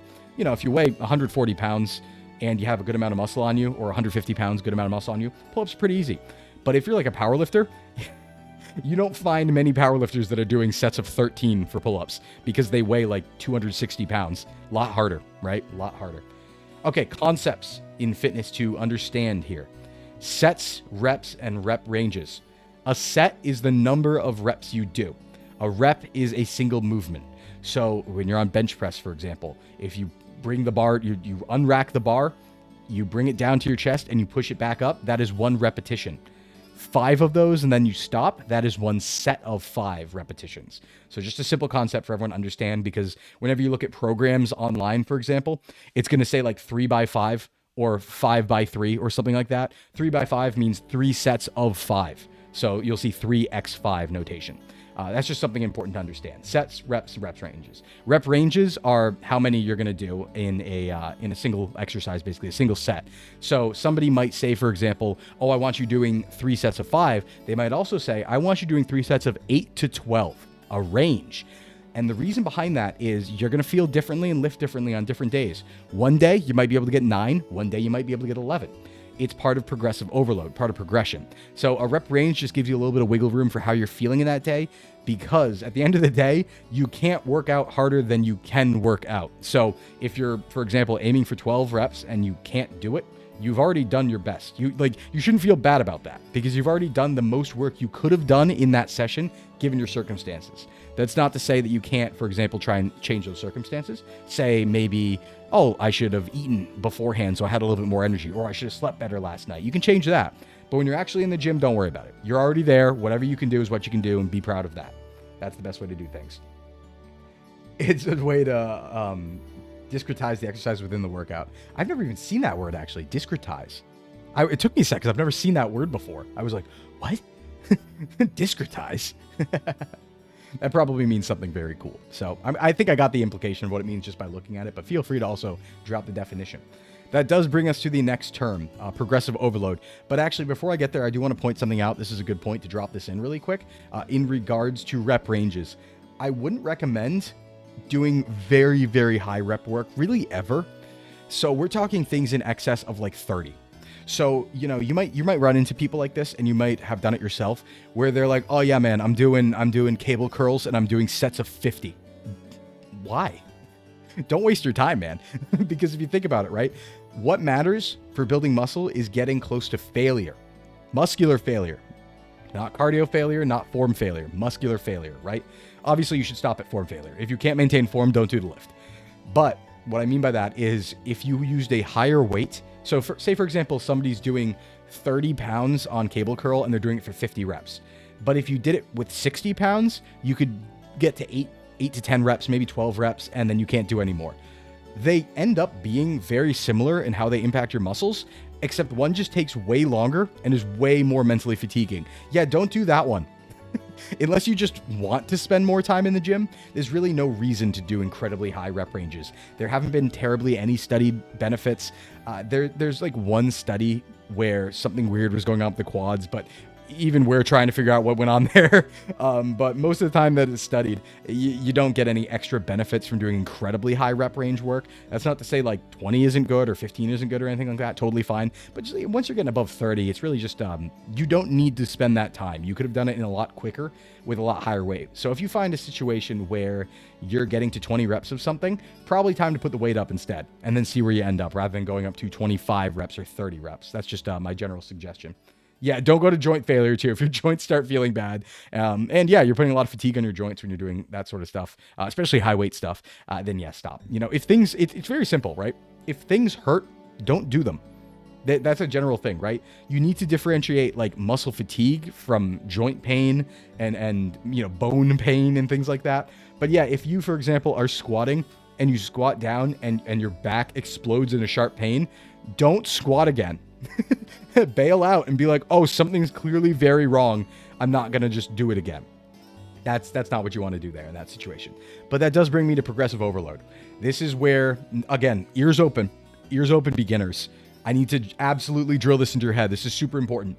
You know people like this probably. Do you have a dad or an uncle who's been going to the gym for 30 years and looks no different? This is why. This is one of the many reasons why. Most people, when they go to the gym, they don't know what they're doing. They're new, and there's nothing wrong with that, right? Nobody told them what to do. They're beginners, and there's no easily accessible way just to walk into a gym and just know what you're doing immediately. Like, the machines describe the motion, but they don't tell you how many you should be doing, how heavy, or anything like that. Where everybody fails are going to the gym and doing the same thing over and over again every single time. That will get you nowhere. You'll gain a little bit of strength, but all you're going to do is get really good at doing bench press for 5 reps with that weight. You need to include progressive overload in a program to gain muscle over time, to gain fitness over time, strength over time. You need to push your boundaries. Do not just go and do the same thing over again. If you can do something easily, it should be harder. Everything that you do in the gym should be generally in about a rep range. Hey, thanks Goblin. Thanks for entering the gym. Generally in like 1 rep or 2 reps of failure, meaning if there was a gun to your head, you couldn't do it again. Training's hard and you should take it seriously and train hard. There are obviously, long-term, you should take break weeks. I'm not really going to talk about deload weeks, but general concept is just going to be, 1 to 2 reps to failure is, so I'm going to get into specifics here in a second, but let me just really quick say too, just in regards to like, if you're a very serious lifter, you've been lifting for a while, I won't even say like a really long time, but if you're past the beginner stage and you're working out very consistently for like 10 to 12 weeks in a row, that's usually time to take like a deload week. You'll know when it happens because your strength will start plateauing and you just take time off. You do like half your weight. Just work on form for a little bit, just for a week, get some recovery in there, because you're at that point, basically your effort, your stress has outpaced your recovery and you're on the hill to not losing muscle necessarily, just hurting yourself. So you do want to take breaks every once in a while, but yeah. So reps to failure, every exercise that you do in the gym, generally, if you want to optimize muscle building, hey, Sir Perk, thanks for entering the gym. You want to get close to failure. You can go to failure too. It's a little more stressful. It's ever slightly more dangerous. And I will say this about it. I've trained to failure for many, many years. And, I was fortunate not to have any injuries. I'm a little bit older now and I don't train to failure as much. Usually I'll do it on like the last set of a single exercise these days. But the thing about it is there's been a big war going on of going to failure versus stopping just 1 rep or 2 reps shy of failure. Which is known as like rate of perceived effort, RPE. There's a big argument about it, a lot of studies about it. And the reason there's a big argument about it is because the studies have been fairly inconclusive. There are studies that say 1 to 2 is basically better. There's been some to say that it's just as good. There's been some to say that failure is worse. But the conclusion that I've drawn from this is that they're pretty equal. They're very similar. And that is what the data shows, is that really there's not much difference from absolute failure versus like 1 away from failure. But we are still talking the level where there's a gun to your head and you cannot do it again. That sort of stuff. So you always go to failure, but at 10 reps or 9, you never tried failure at 2 or 3 reps because you're terrified. Oh, yeah. No. I was talking, you can do that. That's more powerlifting. I was talking about 2 reps like to failure, meaning 2 reps away from failure. I should clarify. Yeah, that's irregardless of how many reps you're doing. All I was trying to say is that you should be very close to failure with the range that you're doing. So what that means is that, like, say you're doing 12 reps, right? 10 and 11 should be very hard. And 12 is like, okay, if you put a gun to my head, I'm not doing 13. Yeah, reps away from failure. Sorry, that's a clarification I should make. I forget that not everyone comes in with that assumption. That's why I'm doing the beginner course. I need to remember. I need to dial it back a little bit. But yeah, that's the way to do it for sure. And yeah, there is failure at 2 to 3 reps. Absolutely, that's more powerlifting. I've worked in that rep range for a very long time. I've worked at failure to 1 rep ranges, like when you're doing 1 rep maxes, because by nature it's just 1 rep. If you're testing a 1 rep max and you fail it, yeah, you're not pushing that weight. You're just not happening. Like I failed 300 on a bench press many times before I actually got it. I obviously have friends to spot you in cases like that, but I failed 300 many times before I eventually got it. So there were many attempts at 300 where I brought it down to my chest and it did not come up all the way. And then I pinned myself and my friends had to help me. That's just the nature of powerlifting, a very normal thing. It's like how, I'm not going to say this for everyone because this hasn't happened to everyone, but I was like, yeah, it's like how if you work out really hard, you throw up at some point in your career. Not everybody throws up. It's just that most people throw up eventually. But that's just talking like really extreme training. You don't have to be crazy. I really don't want to sell this idea that you have to be some sort of hardcore monster to get any health benefit out of lifting. No, go to the gym, do a little bit. It's going to be really good for you because gaining muscle helps everything. Staves off like, bone degradation to some extent if you're eating properly as well. It helps you in old age be more resistant to injuries like falling and breaking your hip or anything like that. So just anything helps. Anything helps. Or if you poop yourself at the hip abduction machine. Okay, funny story about that. I haven't pooped myself. I haven't shit myself, but I did fart really loudly deadlifting one time, and in a very small room. I was doing I think I was doing like 350 or something, and it was a fairly normal lift for me. I think I was doing sets of 5 at the time. Yeah, I think I was doing sets of 5, and a whole water polo team walked in, and on rep 3. I just let out a huge fart on the way up just because of the stress of it all. And I looked at them and they looked at me and I just went, it be like that sometimes. And then I kept lifting. What if you're too shy to go to the gym, Dia? You can do this all at home. We're going to get into that at the end. You can do pretty much everything you need to do to your body with a set of dumbbells that don't even have to be that heavy. Get a bench and a set of dumbbells and you're golden. You can do home workouts, no problem. Even without those, you can do a lot with just your body. So for people who don't want to go to the gym, it's absolutely ways to gain a lot of strength. I mean, I worked out at home for a very long time. I still do. I own a gym now. Like I have a gym in my house, a full gym. But I worked out with just that equipment for a very, very long amount of time and got very far with it too. So the intuition about how many reps away you are from failure will develop quickly as you repeatedly do the exercise to develop mind muscle. Yes, at the beginning, you're not going to know what failure actually is. I would recommend, you have to be very safe about this, so I would do it in a machine. Towards a little bit into your lifting career. I would not do this at the beginning, but maybe you're a few months in. I would try going to failure just once if you've never done it before. And what I mean by that is you actually go to the point where you cannot push the weight again, just so you know what that feels like. It's not pleasant at all. But people need to understand what it feels like so they know how close they are. So that is something you just have to develop. All right, Port, quick question. You have big muscle legs. Well, the top looks like a retired Hulk Hogan. What do you do to change the retired look while still having the bigger legs as you're doing lots of running and walking? All right, so yeah, in your case, let's see, like a top Hulk Hogan. Yeah, you would probably just want to... I mean, the thing is like your body will even itself out. So if you just go to the gym and start working your upper body, like are you working your upper body at all? Because I would recommend just, do a bunch of upper body exercises. And as long as you're eating your protein properly and your nutrition's dialed in, you'll just gain your muscle back there and stuff like that. It shouldn't be any problem. Yes. Okay. So maybe it's a nutrition thing. You might want to focus also, what exercises are you doing? I could give some specific things here. So like what exercises are you doing for your upper body? We are going to recommend some exercises at the end here, like just good all arounder exercises for beginners. So yeah, if you have specific problems, that's the thing is like, the thing about fitness too is these are all generalist things. Everybody's different. And it really is the case that like, there's no one answer with nutrition or fitness. The real answer is the best fitness plan is the one that works for you and the one you can stick to. And the best nutrition plan's the one that works for you and the one you can stick to.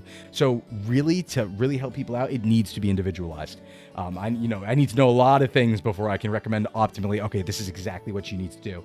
I could help you if you want to DM or something like that. But I would need to know a lot of specifics, know exactly what's going on to start to come up with a theory there. Just because, bodies do tend to work a little bit differently. It was awkward, but I just, fart pin. I just play it off. I mean, they knew what's up. Like they were strong dudes too. It was like a water polo team. So I was like, yeah, I deadlifted and farted. What are you going to do? It'd be like that. And then I moved on. You can do it at home. Should you? That's the thing. You might destroy the floor. Yeah. You can get very inexpensive padding. You can get like 1 inch to 1.5 inch thick padding for your ground. Just put it under your bench and your weights and you're fine. Most of the time too, like there's very few exercises where you're actually going to be putting dumbbells down, right? If you're doing dumbbell exercises, because even if you wanted to avoid if you were worried about your floor and you didn't want to deadlift, you can just do RDLs from the top and you won't have that problem. You won't ever really be putting the weights down on the floor. You just put it on the bench. But yeah, just get some padding for underneath. Usually solves the problem. The words in English, but arms, boobs, we'll say chest, arms, chest, back, legs, stomach. Yeah. Yeah, okay. So it might be how you're executing the exercises or the weight you're using or the effort. It could also, it's very likely it's nutrition. Nutrition's 90% of it. So you probably want to take a look at your protein content and yeah, and your overall calories and try and adjust there. Because it could be that you actually do have a lot of muscle. It's just that your body fat's higher. And it could be basically that you do have a lot of muscle. It's just under the body fat still. So a cut might be a good idea. Again, without knowing numbers and specifics, I really can't say. But if you were interested in talking about that, you can DM me. I'll absolutely help you out. Let's see. You can treat every exercise out of your normal routine as an experiment. Yeah. Yeah. Farting during deadlifts is cheating. The propulsion. Yeah, exactly. Yeah. You lose just a little bit. You lose a little bit of your weight when you're deadlifting and you fart. Gives you a little propulsion and you lose grams probably of body weight. So really it's a cheat. I don't know if they should count that in Olympic lifts. All right, moving on. If you aren't cheating, you aren't trying. Well, that's the thing is like, there is something to be said about like, so powerlifting is about getting the biggest number, right? Being as strong as possible, getting the biggest number. I do have a bit of a problem with this. Even though I was a powerlifter, I was never a low, oh man, how do you even say this?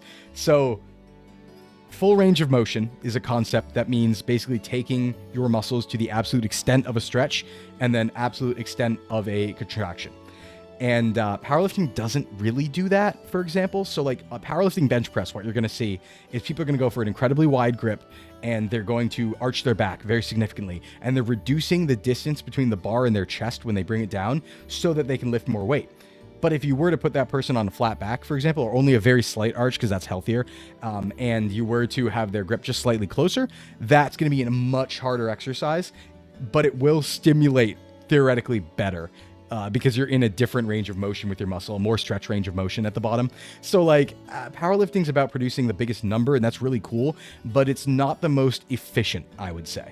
It is just something I would, or it's efficient, but it lacks like, you're missing part of the equation when you focus like that. It feels like I don't want to say it's cheating, but it does feel a little bit like cheating because you're not doing the full exercise to the extent that you could do the full exercise because you would need less weight. New deadlift cheat unlocked, yeah. Chicken, lots of veggies, small proteins. Maybe that's proteins.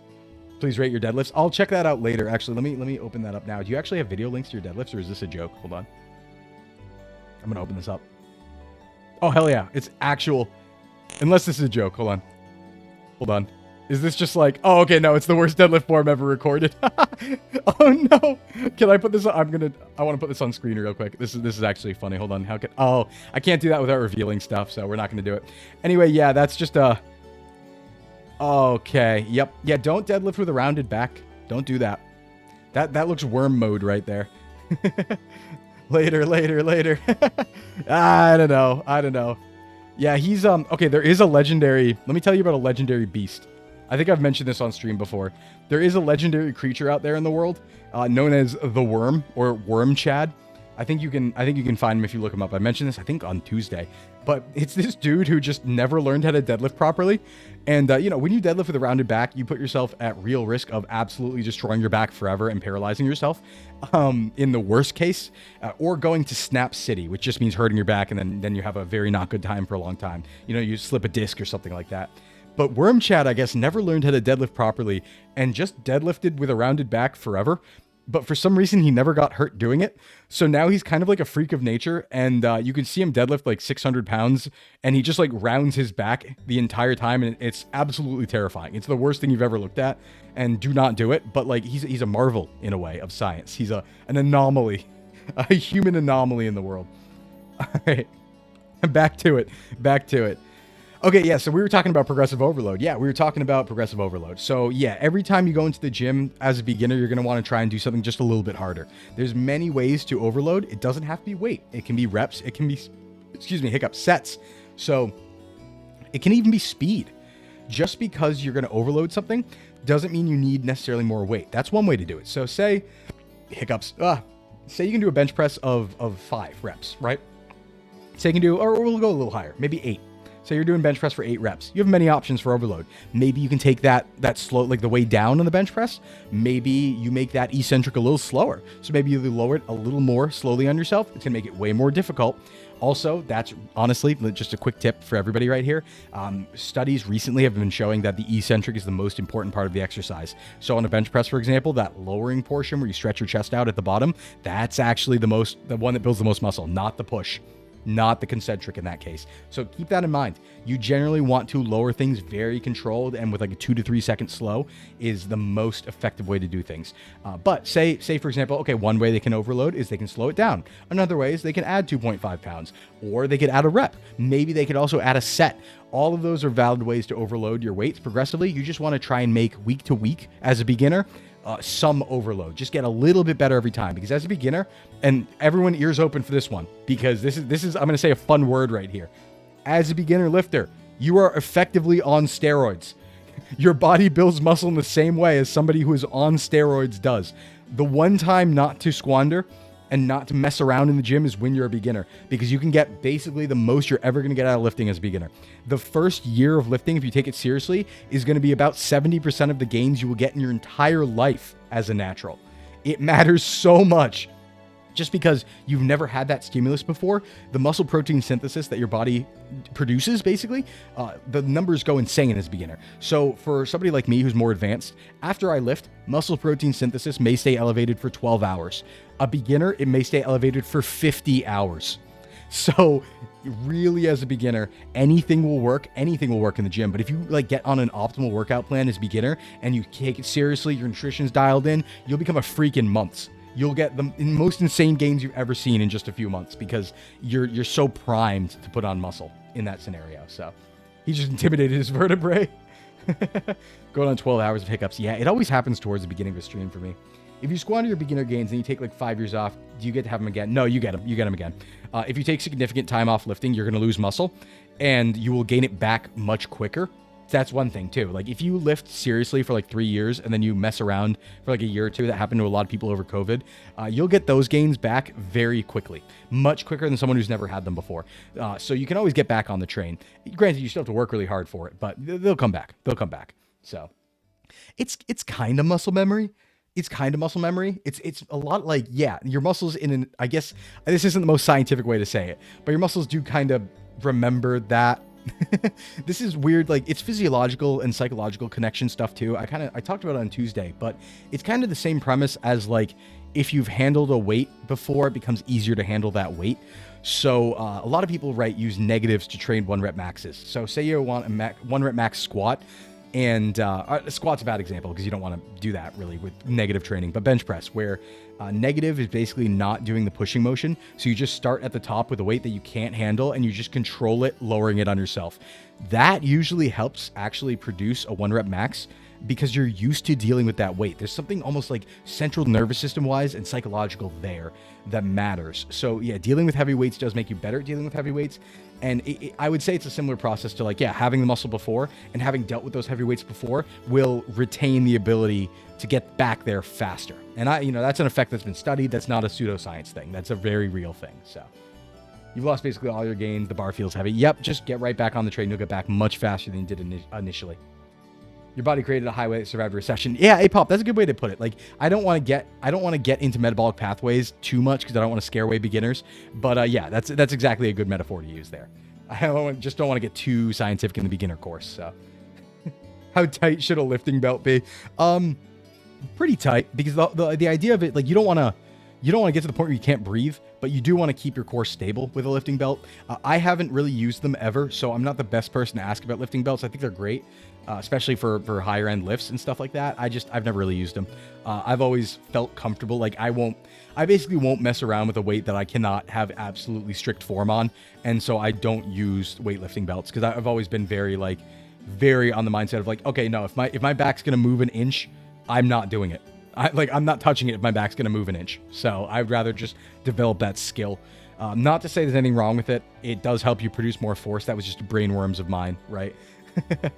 Okay, volume. This is going to be a big one for everyone. Just because we've talked about going to the gym, we haven't talked about what to do there. We haven't talked about how much to do there. Volume, there is a maximal amount. and it's lower than you think. So a long time ago, or not even that long ago, a lot of people like doing like bro splits, they're called, where every day of the week's a different exercise or a different muscle group. So you have chest on Mondays, you got back on Tuesdays, you know, you got legs on Wednesdays, something like that, right? You're hitting every muscle really hard one time a week. And you'll see those programs, they're doing like 20 sets. They're doing like 20 sets of chest, 15 sets of chest, all of that. Let's think logically here for a moment. As you get deeper into a workout, even if you're taking time to rest between sets, which you should do, if you're lifting very hard, do not go immediately. I almost forgot to put this in. Oh my God. Don't go immediately into your next set when you're lifting. If you lift and you're at max effort at like 10 reps, take 2 to 3 minutes to rest. Don't wait. Don't go right back into it 30 seconds later. You're going to do less. You're going to get way less stimulus because you're not going to be able to produce that again. You can sort of do that and get the same amount of stimulus, but you won't mentally and fatigue wise be able to keep it up across like a long term. So you should do something that's sustainable. There is something called myo reps, where you can get the effectiveness of a longer workout in a shorter workout, but there's a reason why nobody does exclusively myo rep exercises, and that's because the mental fortitude it would take to do it consistently, you'd probably want to die because it'll be like the most painful thing you've ever experienced and you'll cry. I've trained people with myo reps before. Basically what myo reps are you go to a certain rep range and then you pause for like 3 seconds. Like you take like 3 seconds off, then you go again. And then you take 3 seconds off and then you go again. Every time, obviously you're getting less and less reps and you just go until you're crying basically. It's really rough. It's not good for mental health because it's just the amount of stress you're putting your body through. So I wouldn't recommend it, but it has been used as a tool when people are like, I have 20 minutes and I need to get a good workout in, and they're preparing for competition. So I wouldn't do them regularly, but they are very effective. They are very effective. How much blood are you supposed to donate to your gym necromancer every week? Yeah, well, it depends on his skill level. If he's like level 7, maybe like 1 liter, right? But if he's like a level 14 mage, maybe a little higher. It really depends. Forearms, hamstrings, sometimes calves can recover quicker than 2 to 3 minutes. Something to explore for new lifters. You think traps too? Yeah, and that does vary person to person though. So I like to give a general rule. Also because a lot of the exercises I'm going to be suggesting at the end for beginners are going to be more compound movements rather than isolation movements. Because as beginners, like this is just a personal recommendation of mine. This isn't the only way to fitness, but if somebody's never lifted before, I generally will recommend them to start with compound lifts so they start to understand how to use their body, how important form is, and to build a base of strength before they branch out into anything else. So to that end, I'm generally going to recommend 2 to 3 minutes just because the lifts that I'm going to recommend people do later are going to be the more intensive ones, full body wise. So what do you think of overhead press? Yay or nay? What does the YouTube man say? Something about rotator cuffs. I think overhead press is great. I don't think it's necessarily, and I don't think it's like, oh man, I love overhead press. I do overhead press constantly. I do it many times a week, but it's not, I wouldn't rank it as good as the other compound lifts. Like I wouldn't replace an overhead press with a bench, squat, or deadlift, God forbid. It hits a lot of the same things that bench press does, and you're already benching in many cases. So like, yeah, is OHP necessary? No. Is it really cool? Yeah, it's super cool. But like I chose to leave it out. I did choose to leave it out of my general like 6 exercise recommendation for like the 6 like most optimal maybe exercises, only because I'm using incline bench as my chest shoulder. Like I'm recommending incline bench as like the chest shoulder thing. So front delt work is a lot of the OHP, and you get that from incline benching. So I love it, and it's great for triceps too. I love it, but yeah, I think it's cool. I think it's great. I don't know how to say it. If you like overhead press, you should do it. I think it's really good. I don't think it hurts you. Like people talking about rotator cuffs and stuff like that, like it's definitely okay to do overhead press. And this is a general disclaimer for any exercise. People's bodies are built differently. This goes for like squat and stuff like that, right? Not everybody has the same hip socket depth. Some people can squat more narrow. Some people need to squat more wide. Same thing goes for overhead press. Some people can overhead press very wide. Some people need to overhead press very narrow. If something doesn't feel good, you don't have to do it. You don't. It's not like a fight or die type situation. It's not like, oh, even if squats, you've tried to do squats for 5 months, normal body weight squats or say like bar squats, right? And it just sucks every time and you feel terrible no matter what form you use. And someone's pushing like, no, you got to do squats. No, you don't. You can do many other things you have to do a few other exercises. Don't get me wrong. You have to do like a few different exercises to replicate all the effects of a squat, but you don't have to do exercises that you hate. You won't die if you don't do them. And that's something like from a trainer perspective, like I'm not going to force somebody to do an exercise they hate, because you know what that's going to do? It's going to make them quit, and then they're going to go sit on their couch. So again, whatever program you can follow is the one that works best for you. So if you don't want OHP, if it doesn't feel good, don't do it. Who cares? But generally, yeah, it's not going to hurt your rotator cuffs if you're OHPing properly. So, all right, here we go. Ooh, Jinx. 5x5 starting strength, the best beginner program still. I have a really, really soft spot in my heart for starting strength. That's what I started with, and I did it for much too long. I have a big spot in my heart for starting strength. Starting strength is so simple. It's so good. I mean, yeah, it's great. I like it still. That's my objective answer. It's so simple. All it is full body, 3 times per week, 3x5, bench press, squat, deadlift. That's it. It's so simple. You don't overload people with information. You don't get them confused. I like it for that reason. I do think it does miss certain muscles, absolutely. And I'd recommend different things these days, but I think it's a great beginner program. I really do think, and 5x5 as well. I think they're great beginner programs. So let's see. When you focus on compound exercises, that's the best your body looked. I've always been a compound guy. I've only been doing isolations more recently, and even then, I tend to still do compounds. I just also do isolations. Yeah, there's nothing wrong with machines. Machines are a great tool in the toolbox. Compounds are fun. That's all I got to say about that. You find OHP is very satisfying to do, even if the weight isn't high. Yeah, exactly. I love OHP. It's my favorite exercise. OHP is my favorite because it is caveman rock above head. It's lift heavy rock above head. Have good time. You feel super strong. You're like, it's great. It's great. It's super good. Feel free to experiment. They're almost never must-do exercises. Absolutely, APOP. Absolutely. You can always find a way. There's so many ways to work out your body that you can always find a way to find something you enjoy. Unless you just like hate the act of lifting in general and stress in general, but that's more of a mental fortitude problem at that point, right? But you find people like that sometimes, and that might be any of you guys. And in those cases, I just try, I recommend just keep try and find something that you can enjoy, even if it's just walking, even if it's just getting outside, going for a walk, just something that gets you moving, because really, really, really being sedentary is a killer. All-cause mortality, it's really not good for it. So many health conditions from sitting. So just, get up, move, don't stay stagnant. That will help keep you alive in general. Whatever you can do is good. All right. Gallon of eggs a day. Do with carry. Yeah, carries are fun too. Does cardio kill gains? We're actually going to get to that. You actually might see a little thing down there in the cardio section regarding that. So does cardio kill gains? No and yes. No and yes, and we'll talk about it in just a little bit. We'll talk about that in just a moment. Have you read How to Be a Supple Leopard? No, I haven't heard about that. It is spoilers, yeah. Okay, back to what I was doing. I never got to actually talk about volume. Okay, volume. So in a week, think on a week's time span here for volume, right? And then we can talk about in a session. But we were talking about the logic experiment before I got off track. Logic experiment. The more things you do in a single session, you're going to get tired, right? Do you really feel like you fully recover even after resting 2 to 3 minutes?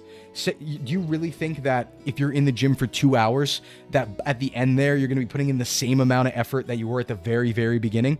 No. The answer scientifically is absolutely not. You're getting overall systematic fatigue as you lift. And that's going to add up over time. The lifts you do towards the end of an exercise will be worse. If you put them at the beginning of an exercise, they would have been better. There's nothing wrong with that. That's natural. It does suggest that, yeah, sometimes it's a good idea to swap around the order of your exercises. So, for example, like if you're always starting with bench press and you're always ending with deadlift, yeah, your deadlifts is probably going to be a little worse than if you started with deadlift, right? And then your bench should be a little worse if you ended with bench. So, to that end, muscle has a limit for how much it can do in a single exercise before the maximum stimulus is applied. And in terms of hard sets, it's actually pretty low. Realistically, you're probably good around 6 or 7 sets, absolutely maxing out a single muscle. That's probably any more than that, you're probably wasting your time. And then even going way, way, way beyond that, you're probably having a negative impact because you're affecting recovery at that point. That's not in a single workout, that's a single muscle. So basically saying like, yeah, if it's a chest day, you probably don't need to do 9 sets of chest if you're doing chest again that week. And you should do chest again that week after a few days. But I tend to personally keep all of my like, if I'm focusing chest on a certain day, for example, I keep it at like six hard sets. And we are talking hard sets. If you're just messing around, it's whatever. But, if you're like say you do 3 sets of a compound lift, say you hit really hard bench press going close to failure on every one, and then you do some flies, you're probably good. You're probably all set for chest for that day. Over a week, this varies, again, person to person, but a lot of people have seen between 10 and 20 sets per week per muscle is the number you want to aim for optimal growth. 10 to 20 per week, meaning if you, for example, are benching twice a week or you're doing chest twice a week, 6 sets on one day, 6 sets on the other. Don't do 15 sets on one day, and don't do 40 sets of chest in a week. You're wasting your time. So there is such a thing, maximum recoverable volume. It's lower than a lot of people think. So just every muscle, try and have a nice, decent 10 to 20 per week for that muscle, split across all the different exercises, different workouts, things like that. So yeah, we're targeting an untrained population. This is beginner stuff right now. So we're not talking about advanced concepts. That would be other stuff. That would be other streams. This is just beginner stuff now. But especially as a beginner, you need even less.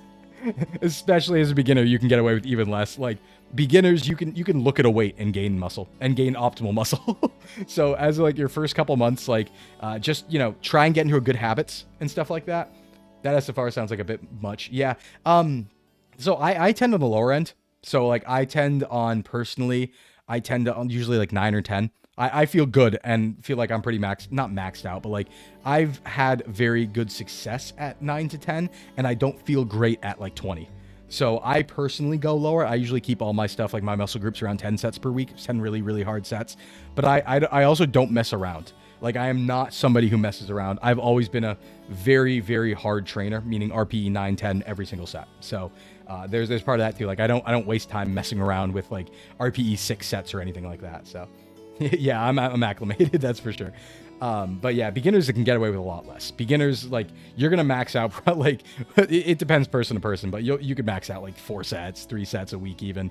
I mean, in terms, even with advanced lifters, right? Even with advanced lifters, in terms of at least maintaining your muscle, there's a lot of studies that suggest you can do 6 sets per week and maintain your muscle, even as an advanced lifter. So if you're in one of those periods of time, this is a quick tip for the advanced guys. If you're in one of those periods of time where it's just like, oh man, I can't get to the gym, something's wrong, I'm really busy in my daily life. If you can at least get 6 sets in that week for that muscle, you'll at least maintain your muscle. You're probably not going to get any growth at that point, but you can maintain even on that much, even as an advanced lifter. So you want the cut to be over and move daddy weight again? Yeah, yep, the forever cut is a problem of mine.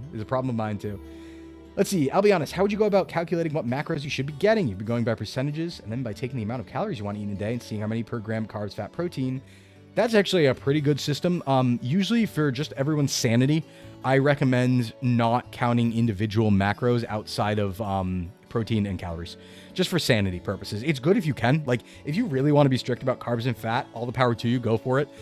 But there have been a lot of studies on like doing more like if calories and protein are equated. There have been studies basically on if you take people and you equate calories and protein and then you mess around with the carbs and fats and the values there, it doesn't end up being that different. So you can kind of put those wherever you want as long as they're all getting over the threshold where your like actual hormones come into effect, right? So as long as you're getting that fat that we talked about earlier, that like minimal amount of fat that it doesn't affect your hormones and testosterone or vitamin absorption or any of that. So as long as you are getting your minimums, you can kind of tier them however you want. Of course, going higher on carbs will just generally give you more energy in many cases, depending on when you eat them, how you eat them, what you eat, and all that stuff. So yeah, you're unable to cut for a good year and then had to gain.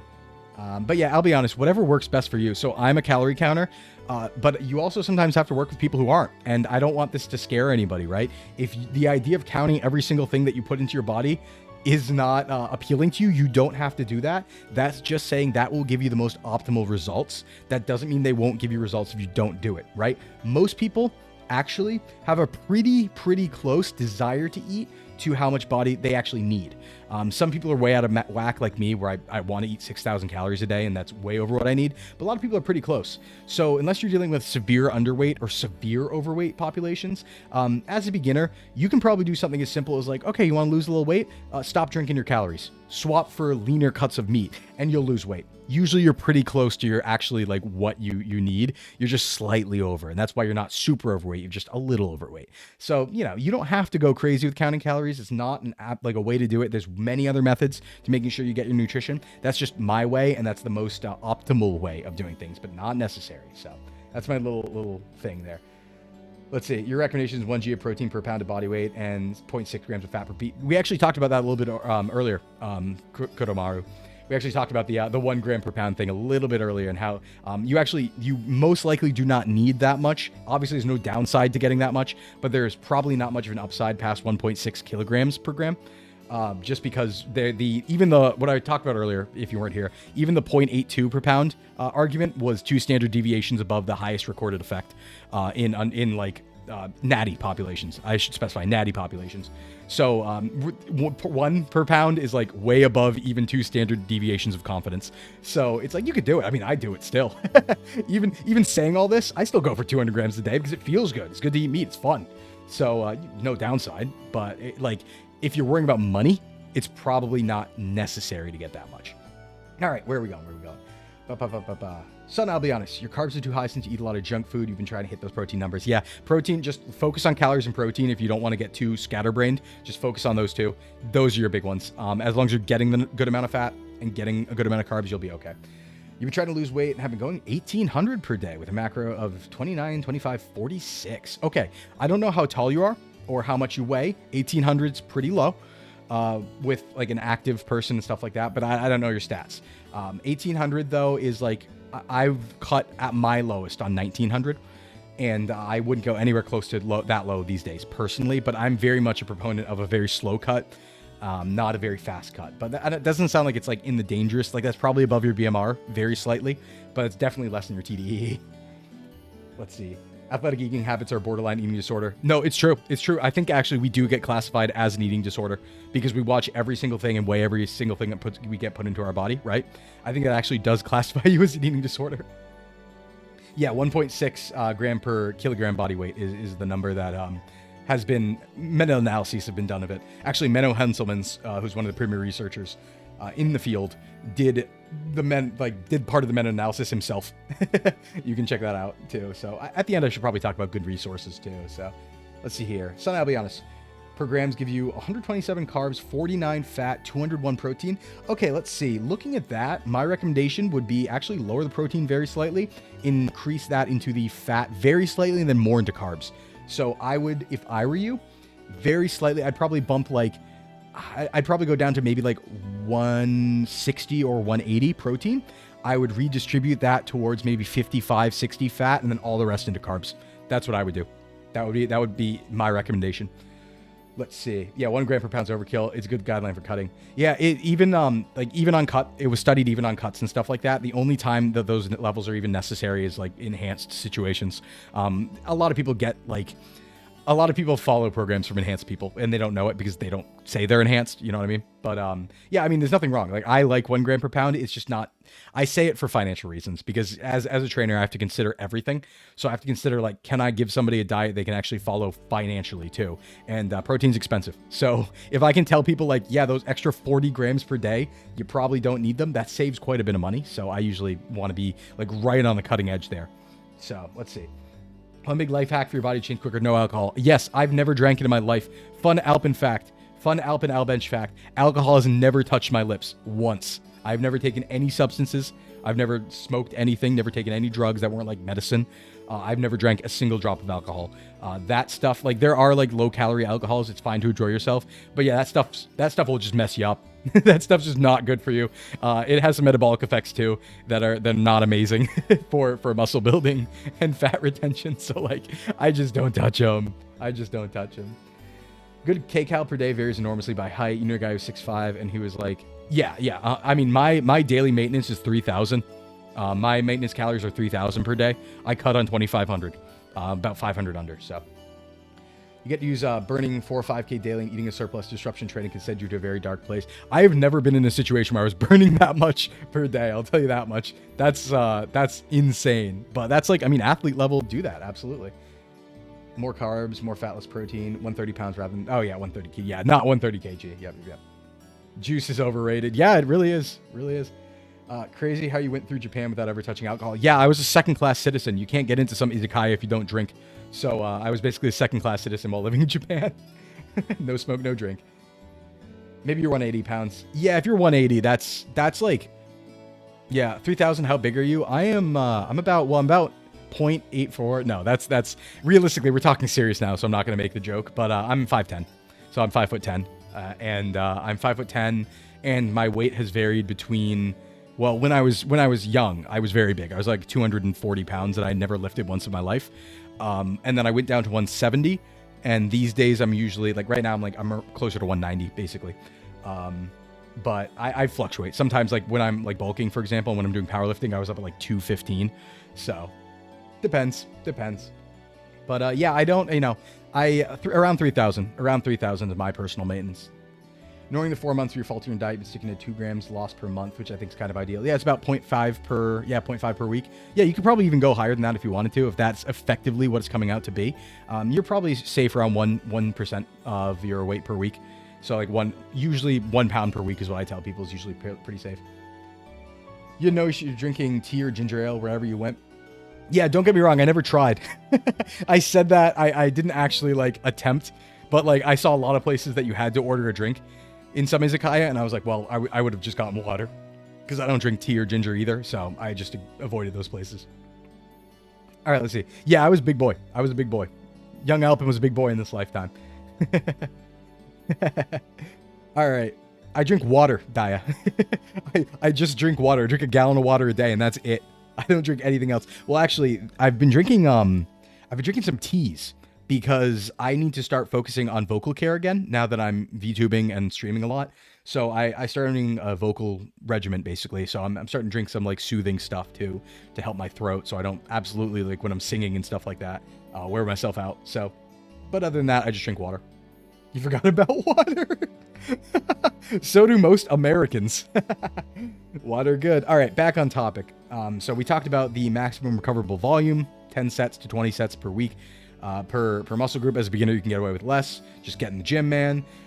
Compound versus isolation. We actually talked a little bit about this already, but as general beginner concept, a compound movement's one that recruits multiple muscles at once. So these are things that usually are free weight exercises. So like bench presses, overhead press, the ones that aren't on the machines. So, there is a machine bench press that locks you in.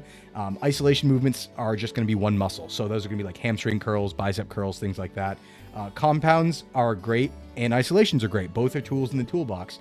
I like to recommend compounds to beginners just because, again, like I said, I like to have people get a basis of strength and then work from there and kind of learn how to use their body first and understand form and how like strict they have to be, and then kind of branch out. Like I don't like starting people on machines. And I guess the reason why is like, if you start on machines and you never do compounds and then you don't learn how to do compounds, it's kind of like a weird thing where you'd be an intermediate who never did compounds and doesn't know how to bench properly. Whereas you can always, like, isolations basically do it for you. You're locked in, you can only move that way.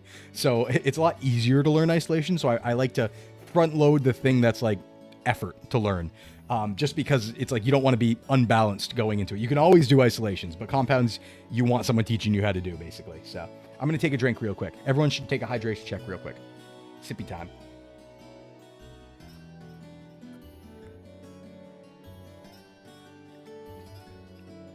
Yeah, that's true. I'll be honest. Yeah.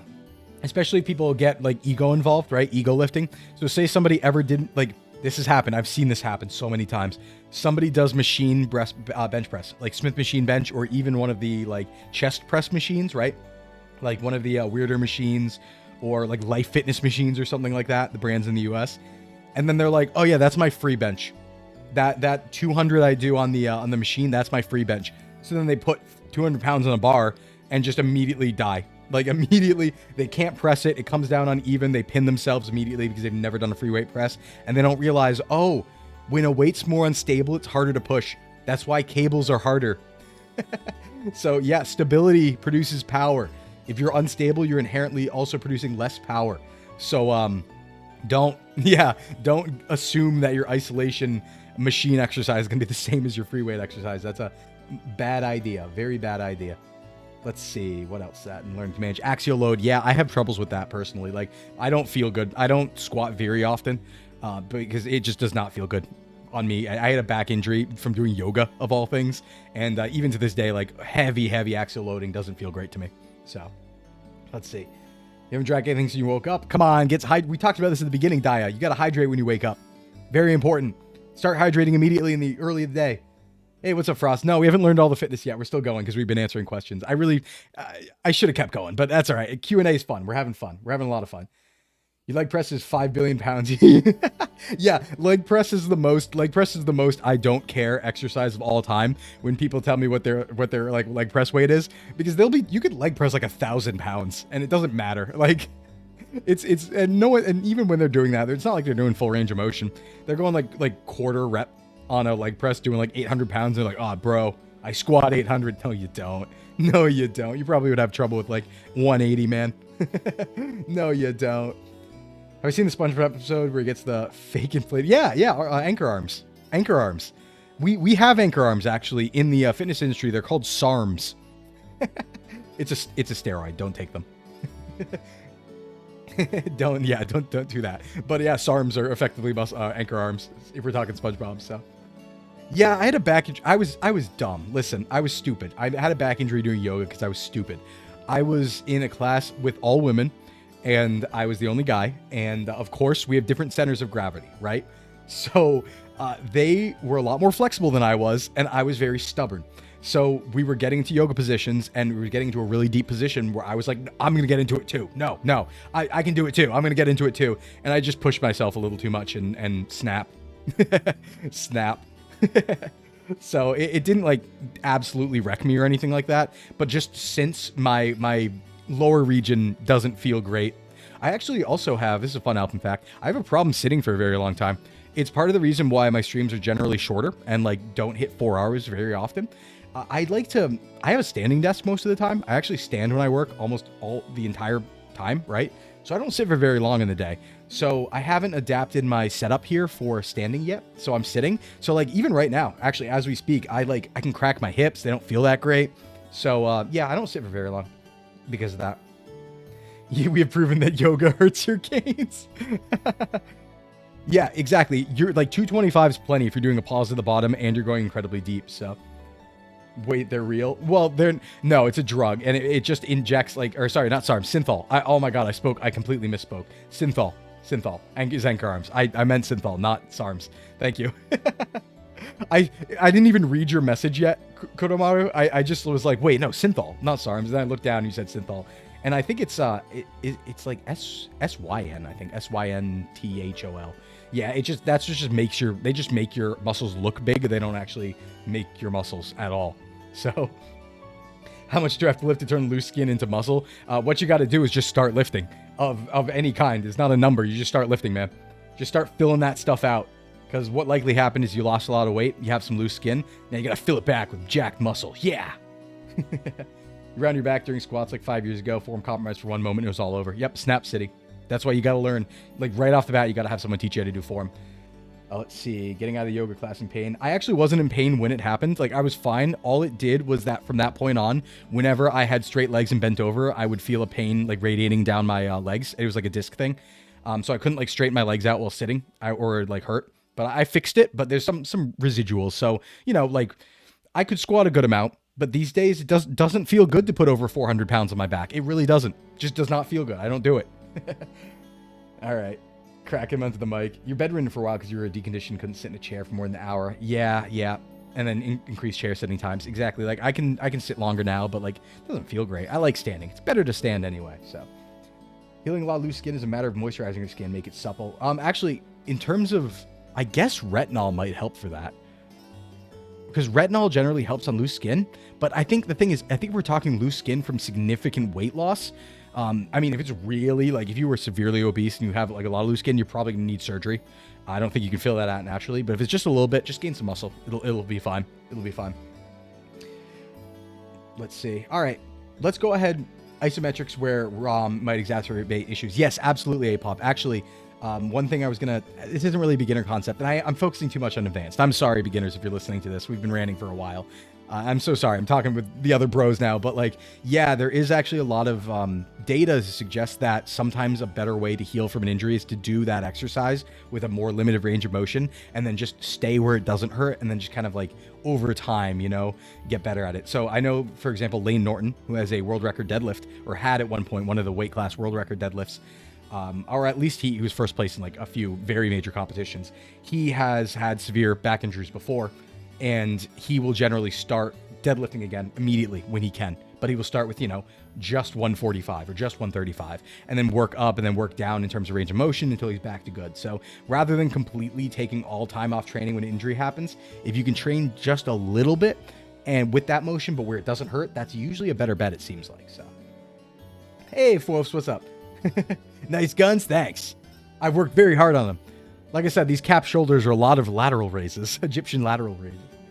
Here are some people who have had back pain improved by getting into lifting. Yep, by increasing core muscles to take the pressure off the spine. Yes, lifting can actually help those sorts of things. Totally, as long as you're lifting properly. All right, back to what I was doing though. Let me not keep on getting off topic. We can have Q&A more at the end. All right, cardio. Now we can talk about cardio. Cardio. What's the best form of cardio? There's no best form of cardio. Do the cardio you like the most. Elevating your heart rate is what cardio's purpose is, right? Training the heart, training your stamina, elevating your heart rate. It doesn't matter what you do to get there. You can run, you can do whatever you want. You can do incline walking. That's my preferred one. Maybe there's an argument it's a little better than running because running can be a little high impact on your joints in the long term, like into old age. Running's great, don't get me wrong. But if you're a competition runner, you're probably gonna have knee problems when you're older. When you're very older, right? You're probably gonna have like knee replacement because you're pounding down on concrete all the time. So I tend to like hiking, incline walking type stuff, but really cardio, whatever elevates your heart rate. Whatever elevates your heart rate. That's what you kind of want to be doing. So you can be whatever you like. You can jog a little bit. You can walk really fast. You can do like Stairmaster, that sort of stuff. It's just a matter of training your stamina, elevating your heart rate, and it is good for you. It is good for you. So please do it. I would do Pilates, actually. I would absolutely do Pilates. Absolutely. I'll be honest. Some people, we talked about that. Yep, when you run, you pretend you're returning to monkey, you're chasing after a pretty woman. So I do the Chuny version of that, where I put on Naruto OPs and pretend like I'm a ninja. I just do Chuny things to do my cardio. I go into the woods and I make sure nobody's around and I do Chuny things. That's how I do my cardio. I just act like an anime character in the woods when no one's looking, and I get really deep in the woods. It's really embarrassing, but it's so fun. Is playing horror games cardio? Actually, kind of. So not the same thing, but yeah, an elevated heart rate does elevate other things. So technically, if you're scared or you're sweating in a game and you're actually at high tension, like it is doing something. I'm not going to call that true exercise, but it is doing something. Funny enough. For you, it's Bleach OPs. Yep, same deal. Night runs, chase after women reps. Oh no. Never. No, it sucks because I do like walking around at night. But yeah, people, it's like, I'm kind of a scary looking dude. And so yeah, people will absolutely cross the road and stuff at night when I'm walking by, and I'm just like, oh, I just, I get it. But I don't like seeing people at night. I like not being perceived when I'm out in public.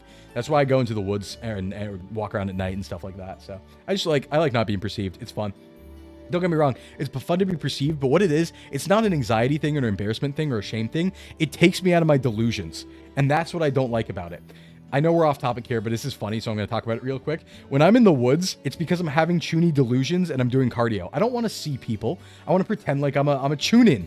I want to pretend like I'm a Jonin from Naruto. I don't want to see real people.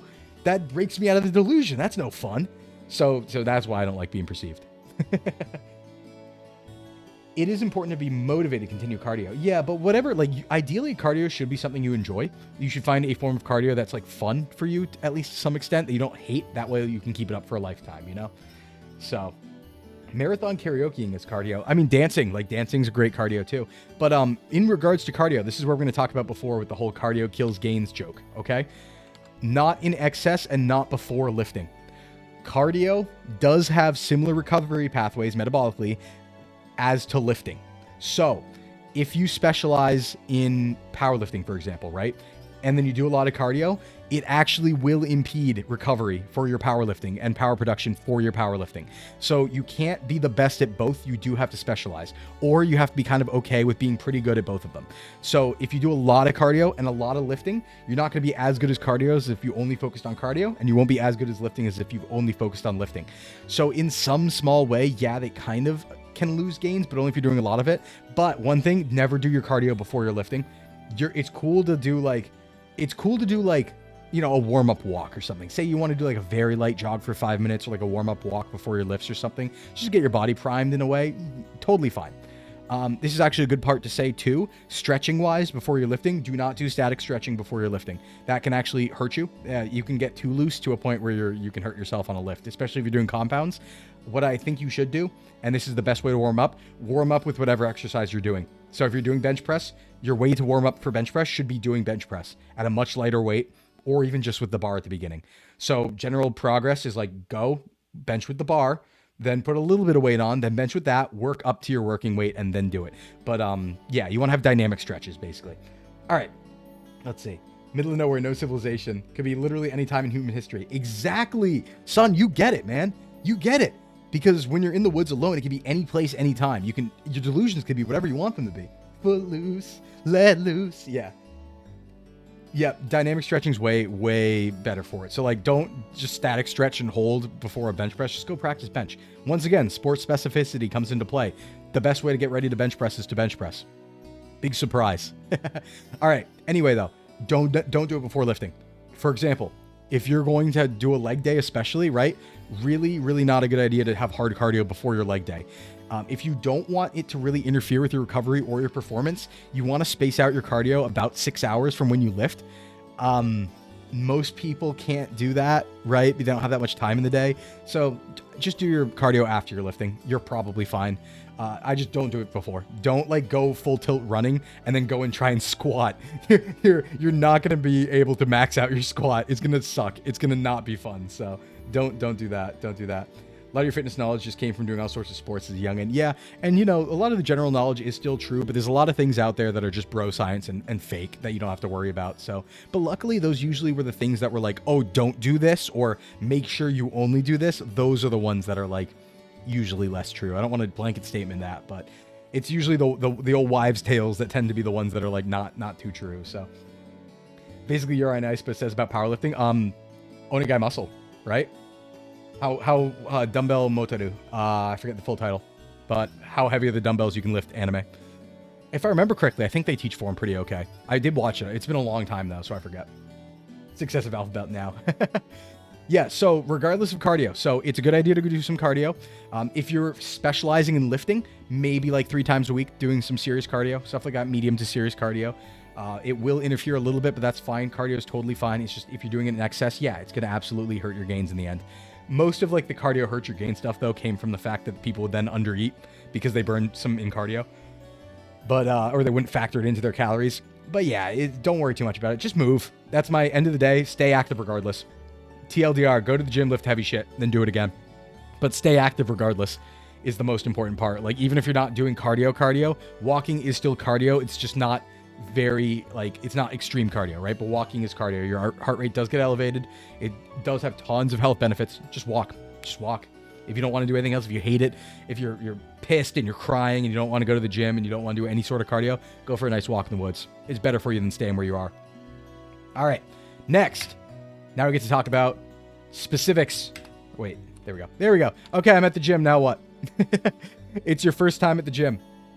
Strongly suspect calorie burn that sites like MyFitnessPal are grossly overestimated. I actually forgot to put this in. I wanted to put this in. Hold on, let me see too. I'm gonna check something really quick. Let me. All right, perfect. Yeah, I want to. Big disclaimer. Everybody, ears open immediately right now. Do not use the calorie burn on your fitness trackers. Don't use it at all, ever, under any circumstances. Every single one of them is extremely inaccurate. So any app that tells you burned X amount of calories from your activities today, screw that. Don't ever use them. No. Use your macro calculator, which, you know, we can talk a little bit about. Basically, if you search up online macro calculator, you're going to find a bunch of websites that just have a calculator where you input your data, and it'll tell you how many calories you need to maintain and cut and all that. Now, that is not a general thing. You still need to do some due diligence there. So every person's slightly different. So you put in your height, you put in your age, you put in your gender, you put in your activity level. It's going to spit out what likely is around the calories that you need per day, right? You still need to test that and adapt that. So my recommendation, do it for 2 weeks, see what your body does. You can do it based on purely math from there. So say you get shot out 2,600 calories and it says, oh yeah, you're going to cut on 2,600 calories. You'll lose 0.5 pounds a week. Okay, well, if you eat 2,600 calories for, 2 weeks straight, and then you do lose 0.5 pounds, guess what? It was accurate. If it wasn't, you didn't do anything wrong. It just means it was slightly off. It couldn't take into account your exact circumstances, right? So you do need to like spend a couple weeks to really tear down to, okay, what is my number? But don't trust those burns on the apps, because you'll run into scenarios where they're like, oh yeah, man, you burned like 2,000 calories today, and you had like 2,500 to eat. So really, you can eat 4,500. Yeah, right. Yeah, if you want to gain a pound in that day, maybe. Don't trust them. Don't trust them. I think it's really good to use step counters. Step counters can be pretty accurate, and they give you a good indication of how much general exercise you're getting. But you're pretty safe just categorizing your exercise in, am I lightly active, moderately active, or heavily active? Meaning like, do I walk around a lot during the day, maybe lightly active, and I exercise like 4 times a week, moderately active, and I go for runs, moderately active? Or am I like on my feet all the day, I'm working out, my job is as a construction worker, heavy active, right? But yeah, don't trust those things. They'll tell you you burn they'll tell you you burn so much that you're going to gain a pound in a day. It's terrifying. I cry every time I see it. And it's a big stumbling point for a lot of people. All right. Yep. Frost lost 90 pounds just walking. Exactly. Sometimes it's as simple as that. Sometimes your desire to eat is right slightly above your activity level. You increase your activity level, you just lose weight forever. Simple as. You tried finding a formula for calorie burn, but it's too complicated. Yeah, just use the like calculators online, and then just do some experimentation on yourself from there is my recommendation. Heart rate per hour is important. You gather some constant for any given type of cardio. Maybe you have to count for intensity. Yeah, you do. Yeah, you do. I would just use the calculators and there's like 5 different methods and different equations and formula for calculating. So you can try all the different ones. Some are better at some things, some are better at others, some underestimate, but they're all fairly close. And then you can get the rest of the way just by experimenting, by being like, okay, I was sure I counted for 2 weeks and I'm sure I ate this number of calories. What did my body do? And then go from there. That's my recommendation. Your Whoop is pretty accurate. I've never heard of Whoop, to be fair. I just see a lot of things from like Apple Watches and stuff like that. I'm like, don't do it. Don't do it. Level of activities, 18K steps a day, but not high intensity. That's actually pretty high. I would put that in moderate. I put that in moderate activity, I think, just because of its 18K steps a day. And if you're lifting on top of that, absolutely in moderate. Maybe even towards the high end of moderate. You did start last week, looked at their calorie calculator, and with the app kept tracking what I eat, ended up losing around 3 pounds so far. That's good. Another thing to notice, though, just to note for everybody, when you start controlling your calories at all and you start to be in any sort of deficit, you'll lose weight very fast at the beginning because you have a lot of water weight to lose. So at the very beginning, you're going to see one of those situations where you lose like 10 pounds in a week. If you're at a deficit, that's water weight, not your fat. So don't freak out. You gotta wait till after that happens to start being like, okay, what did I actually lose from fat? Because you do it beforehand, nah, it's just going to be like, oh, dude, you lost like 10 pounds in a week. That's crazy. You must be at a severe deficit. Now you're probably at a normal deficit. It's just the water weight. So at the beginning, don't worry so much about that. But yeah, no, Shabby, I didn't want to bring it up or anything, but yeah, I did think, I know we talked about it on Twitter, but that number, the number of calorie burn there looked excessively high on that, which is why I was a little suspicious of it. I don't think there are many scenarios where, I'll put it this way, I don't think there are many scenarios outside of, and I don't know you might be a champion athlete, but outside of champion athletes, I don't think there are many scenarios where somebody needs 7,000 calories a day. I don't think that's really anybody's TDEE unless you're like really, really an athlete. I think that's probably the app like severely overestimating or something like that is my professional guess. All right, let's see. You maintain cardio below zone 3 is not cardio since it doesn't elicit the same metabolic response. I mean, that's true in the sense that it's not, yeah, it doesn't elicit the same metabolic response, but it is still good for you. It's better than nothing. So like, it's a type of cardio. It's just like a low elevation, steady state cardio. It's just not like, high, crazy cardio, right? How much do you reckon the calorie burn estimates are overestimating? Yeah, it can be that far off. It can be that far off, son. Like, it can literally be thousands of calories off, which is, a calorie is about 3,500, a pound is about 3,500 calories. So a pound of fat. So like, you can be so far off that it just don't even look at them. Don't just use your calculators and stick to that. And best case scenario, if you're trying to lose weight, which most people are, it's like, hey, maybe you lose a little more because your activity was like higher than you recommended. So, Whoop is a continuous heart rate monitor, very good for tracking sleep and daily burn. Interesting. Yeah. I mean, that's the thing too. If you're using your app and the numbers work for you and you're tracking your numbers accurately, like if it works for you, it's working, right? Don't worry about it then. So. You ever lose 10 in a week from nothing but chicken and broccoli if it felt like trash? Yeah, you don't have to do that. That's the powerlifter diet. You don't have to do it though. Weighing yourself to, yep, I said that earlier, son. Actually, you're absolutely right, though. Weigh yourself in the morning, after bathroom, before you drink or eat anything. That's fairly accurate. How many calories do I lose sitting 14 hours a day on the PC? Whatever your metabolic rate is, plus the energy it takes for you to eat and speak and blink. So yeah, being sedentary will very much lower your TDEE. So you'd have to put your exact stats in to figure that out. So it's still activity, yes, just not exercise. I think I'd classify it as exercise, just not like what the normal people would consider exercise, because your heart rate is elevated, right? So like a lot of people will have a resting heart rate, like say they have like a resting heart rate of like 70 or 80.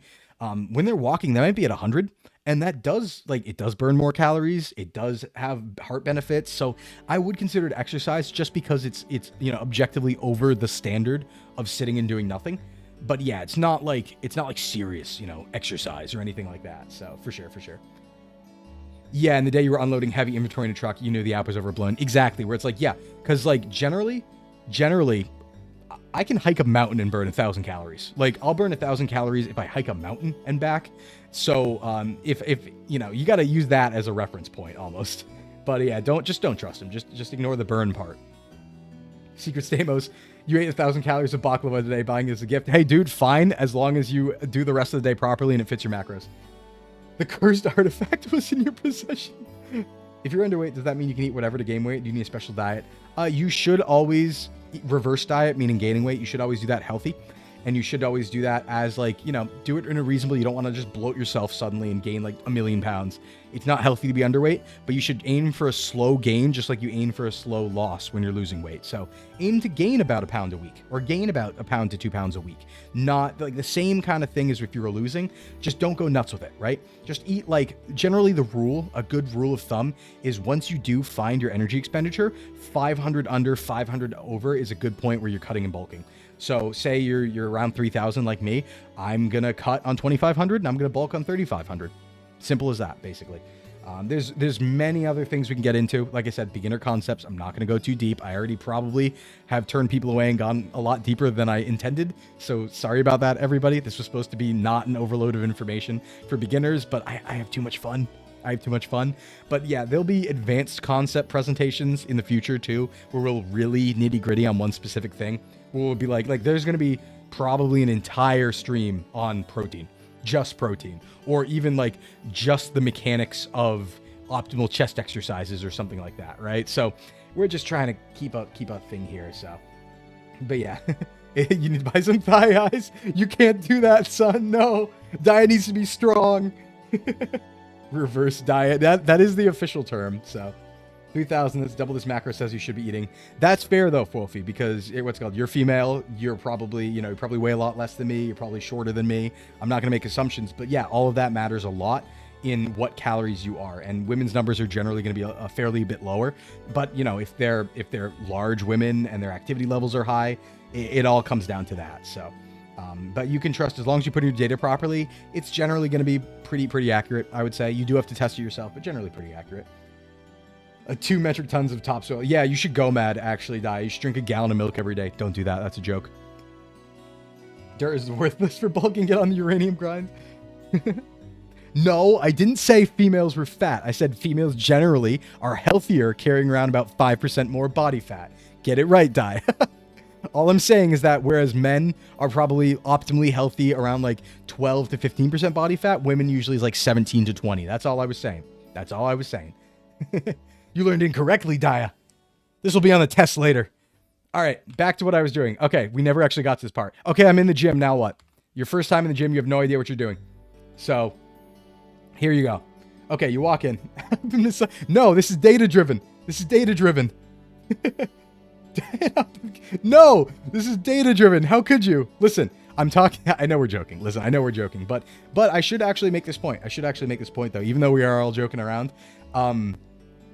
There are people, absolutely, who would take what I say as some sort of attack or something like that, or body shaming or something.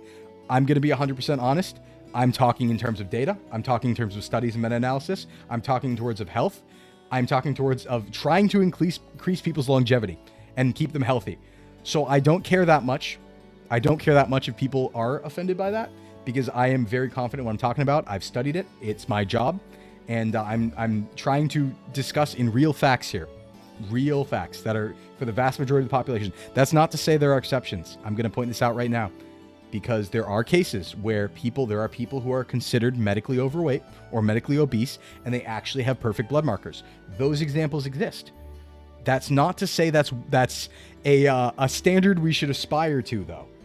That's a very important thing, because those examples can exist. That can happen on an individual level, but on a population level, these are the rules.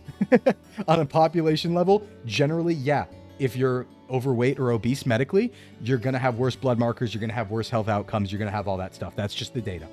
And I don't want that to happen. So I'm trying to help people, be healthy. That's the simplicity of it.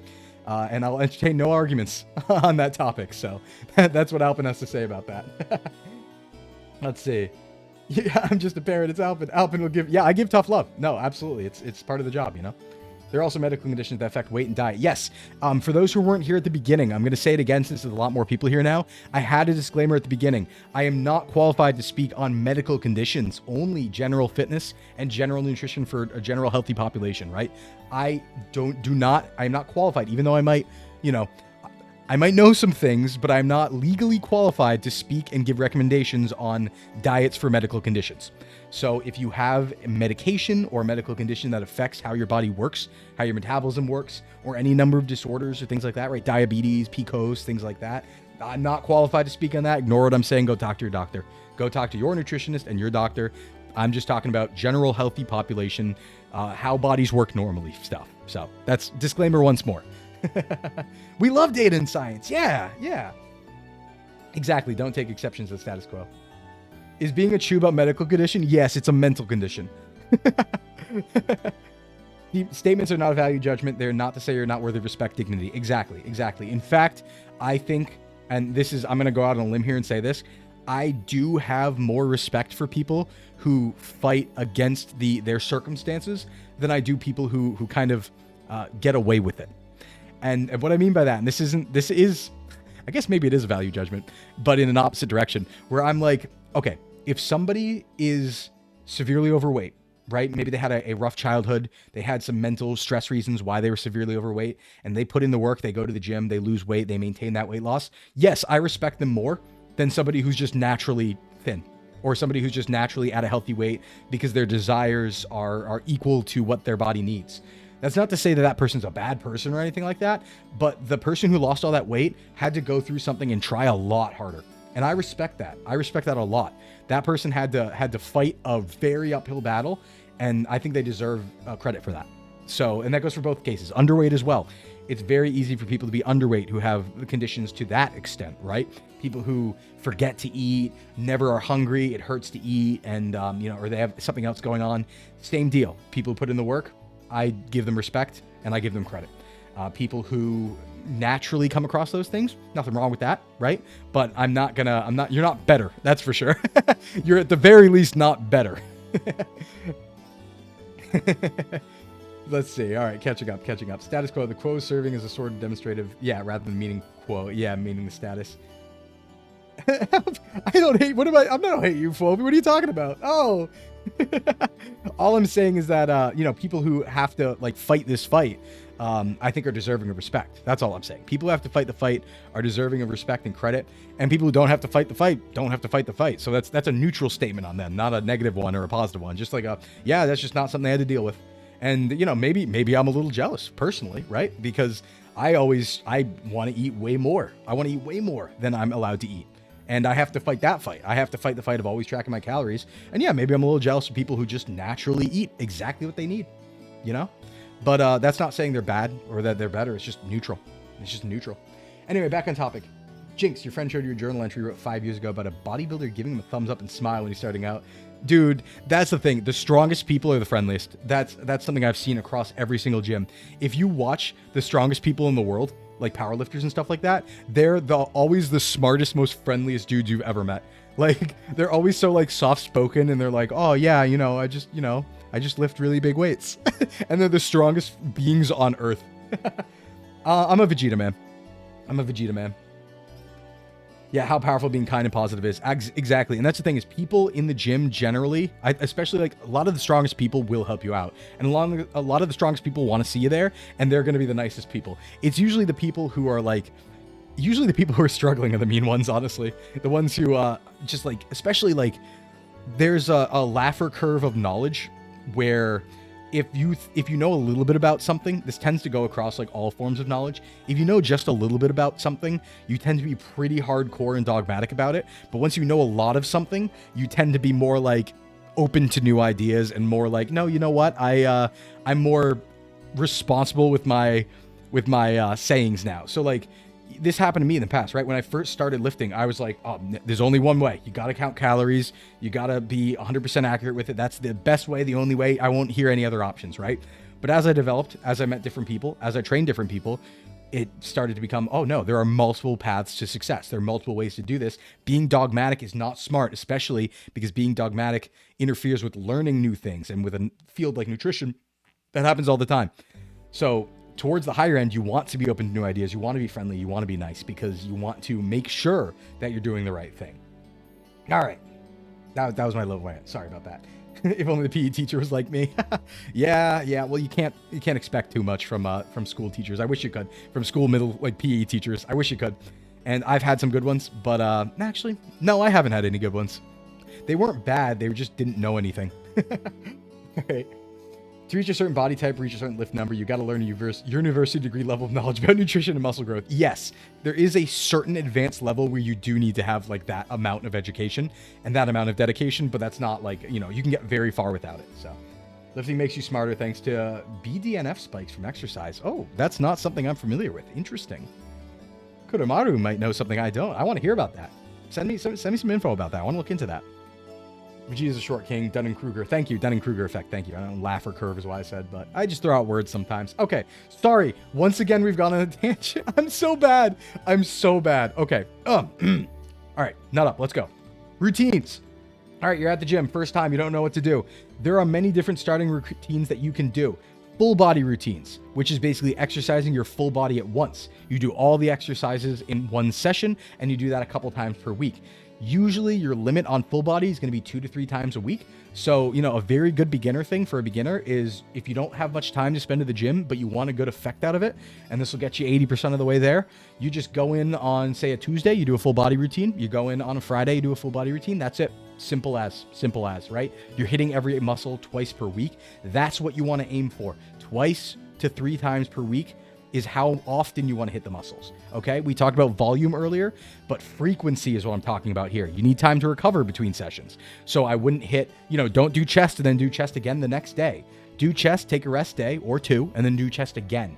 So that over that week, that frequency spread out, not sped out. That's what you want to do there. So you're mentioning things, the time windows of when you exercise versus protein. Yeah. When you start getting into that, it gets complicated, but you also don't have to worry so much about that. Like protein window timing's not that much of a big deal. The old myth that you need protein within 30 minutes of lifting is not true. So as general rule, as long as you've eaten protein within 4 hours of your lifting, you're fine. So whether it be 4 hours before or after, protein doesn't just go away in your body, especially when you eat a lot of it. It's stored there for quite a while, and it's active for quite a while. So just don't worry about any of that stuff. Just eat your protein.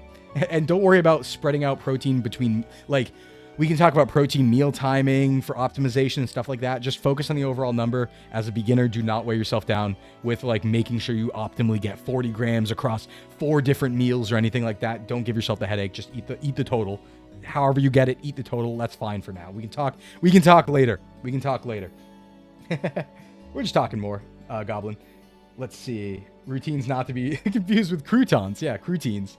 Brain-derived neurotropic factor. Strength training causes a spike in secretion, benefits long-term brain health. Ooh, interesting. Not surprised, though, because there are nootropic effects to exercise, so that definitely makes sense to me. I just didn't know the exact mechanism. Very cool. I'll look into that. Every muscle 2x per week, 4 to 10 sets total per week, each set consisting of a rep range consistent with your goals. Pretty damn close. Yeah. I would definitely go a little more on like like a little higher set thing. Like I think 4 sets per week, it works for a beginner, but not much long. Like you could get better, more optimal past that. But I personally still in my advanced, I do like 8 to 10 sets per week, even as an advanced lifter who's done it for 10 years. So 2x per week, 3x per week if you're feeling a little saucy. I grew up on full body 3 times per week. So it was simple. I did starting strength and I did Monday, Wednesday, Friday, full body. That's pretty optimal, I think, for a beginner. I think that's some pretty good stuff. And it's great because you don't spend like your whole life in the gym, which really not a lot of people want to do. So you got to also say, like, to a beginner, I mean, there's people I train who only train once a week and we just do one, like, it's not optimal at all, but we do one full body session. It's a lot better than nothing. And we do one full body session per week and they don't train besides that. But you know, you do what you gotta. So yeah, full body is a type of routine. There's upper lower split routines where you do like your upper body and then your lower body. So that usually will look something like Monday upper, Tuesday lower, Wednesday rest day, Thursday upper, Friday lower, Saturday, Sunday rest day. You just want to get your rest days in between you doing the same muscle, right? So that's upper lower split. Then there's push pull legs, which is something to the effect of pushing exercises like overhead press and bench press. And then the next day you do pulling exercises like pull-ups or rows. And then you do leg exercises like squats, deadlifts. And then deadlifts are a little weird because, you know, theoretically you could do that on a pull day too. But yeah, and then you take a rest day and then you do it all over again. So I like to recommend full bodies, just make it simple for beginners. I'm just like, just do full body twice per week because realistically, you want to ease into things. You're trying to change your lifestyle. I'm not ever going to say, oh yeah, what you got to do to change your lifestyle is you immediately have to go into 6 times a week in the gym. No, you're not going to be consistent. This is an incredible lifestyle change. Get there twice, do full body. That's probably fine as a beginner. That's what I would recommend for beginners. Just go do full body twice per week. You'll have a good time. So rest days were invented by haters to sabotage your gains. Yeah, it was invented by your body's limits to sabotage your gains. I'll be honest, one issue you had last time you tried to diet is you became malnutrition but couldn't identify what macronutrient it was. Ooh. Do you have any tips on how to identify micronutrient deficiencies? Yeah, well, so one thing is, we're going to get to supplements later, towards the end, but I would recommend everyone take a multivitamin.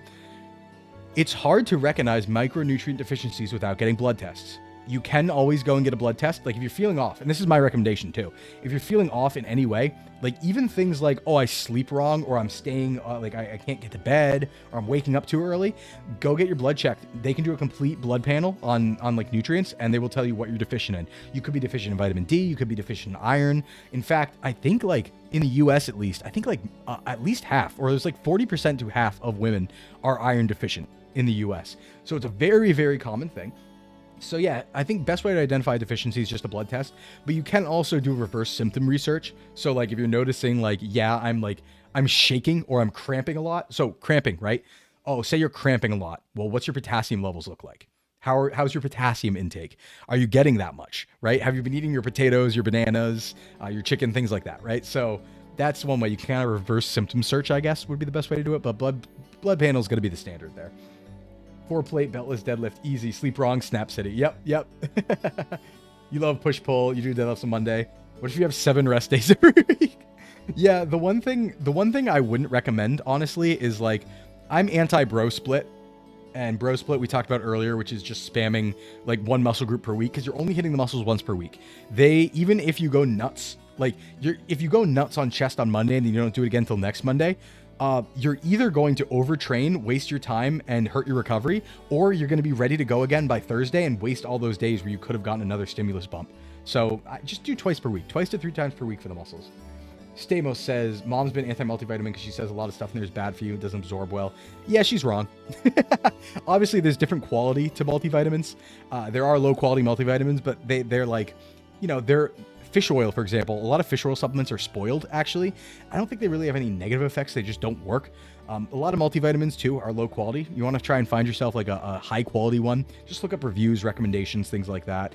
And yeah, don't get me wrong. They're not claiming to have perfect absorption. There's a reason why multivitamins will spam you with like 1,000 times the daily value of the water-soluble vitamins, because they're just like, yeah, just get it in some way. Like, vitamin C, you'll piss it out if you have extra of it. So just give you 1,000 times what you need and we'll see what sticks, right? But no, just take a multivitamin. Listen, most people, unless they're very, very optimal and intentional about their diet, are going to be lacking in micronutrients. Things like fiber, especially things like potassium, especially iron. The vitamin helps cover some of those. So daily multivitamin recommend to pretty much everybody. So unless you have medical conditions, then talk to your doctor. Haha, disclaimer, please.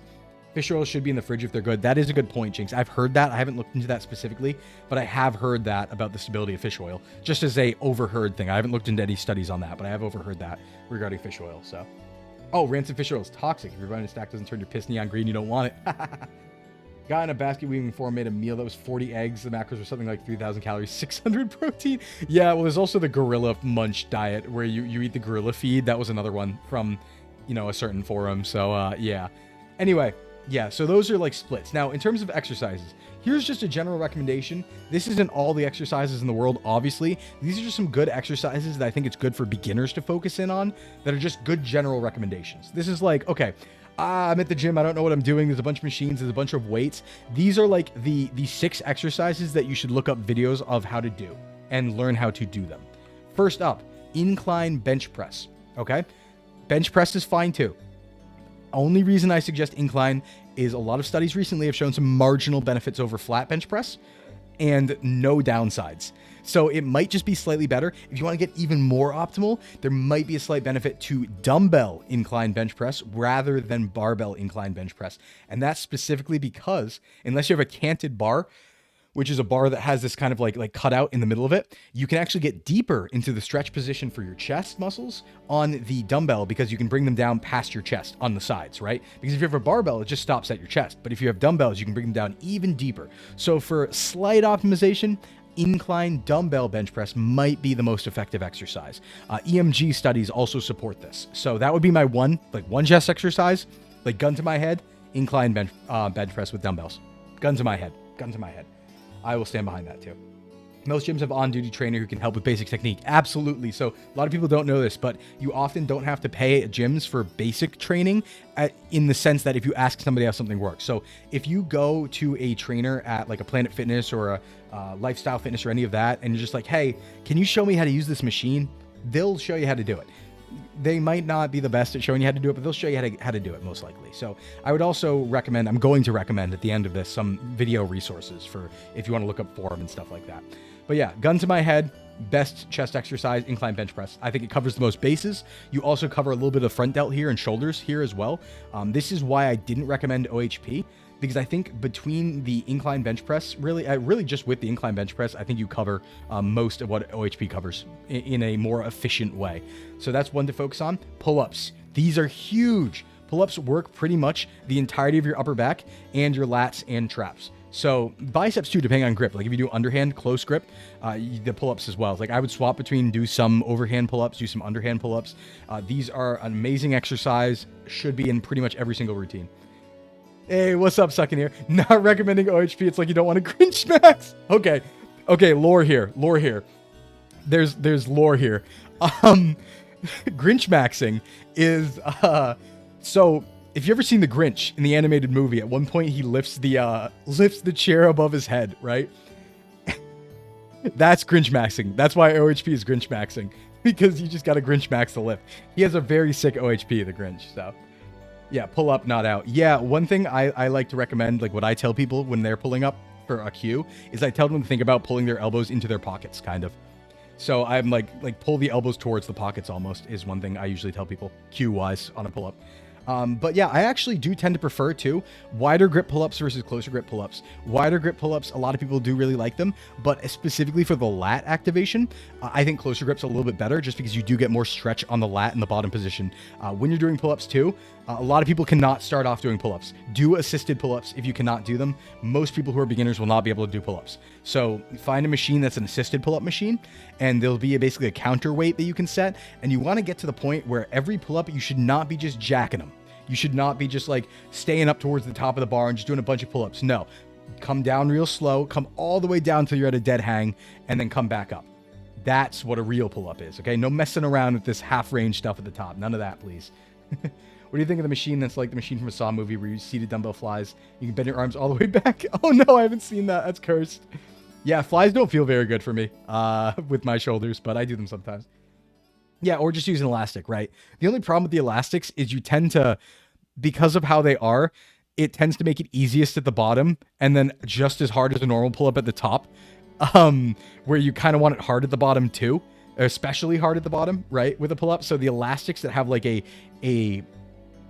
unequal force profile aren't the best, but I think it's better than not being able to do pull-ups. So I would recommend an assisted machine where it's an equal weight all throughout. But if you don't have that, yeah, bands are probably a way to go. How many reps in the femur break? All of them. Next up, squat. Squat is maybe the best single exercise. Like, I think actually squat activates the most muscles in the body.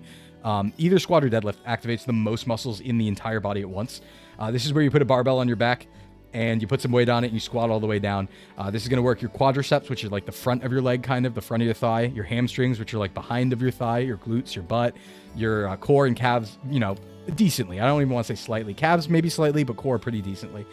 So squats, absolutely learn how to do squats. Do those. Deadlifts, as long as your form is good, this is a wonderful exercise. You keep your back straight, you don't round it. You learn how to do a deadlift properly from resources. Going to work your lower back, hamstrings, glutes, pretty much your entire posterior chain. So spinal erector muscles, things like that. Great exercise, deadlifts, as long as you're watching your form. Yeah, and if you do it wrong enough, it works hamstrings. Yeah, if you do squats wrong enough. Well, squats too, like if you take a wider stance on squats and you point your feet out, it actually is a decent glute exercise too. So you can do that too. Squat's your favorite lift. You could squat every day without overtraining, you would. That's bench for me. I actually, I have a funny thing where I specialize, like Albench was not a joke.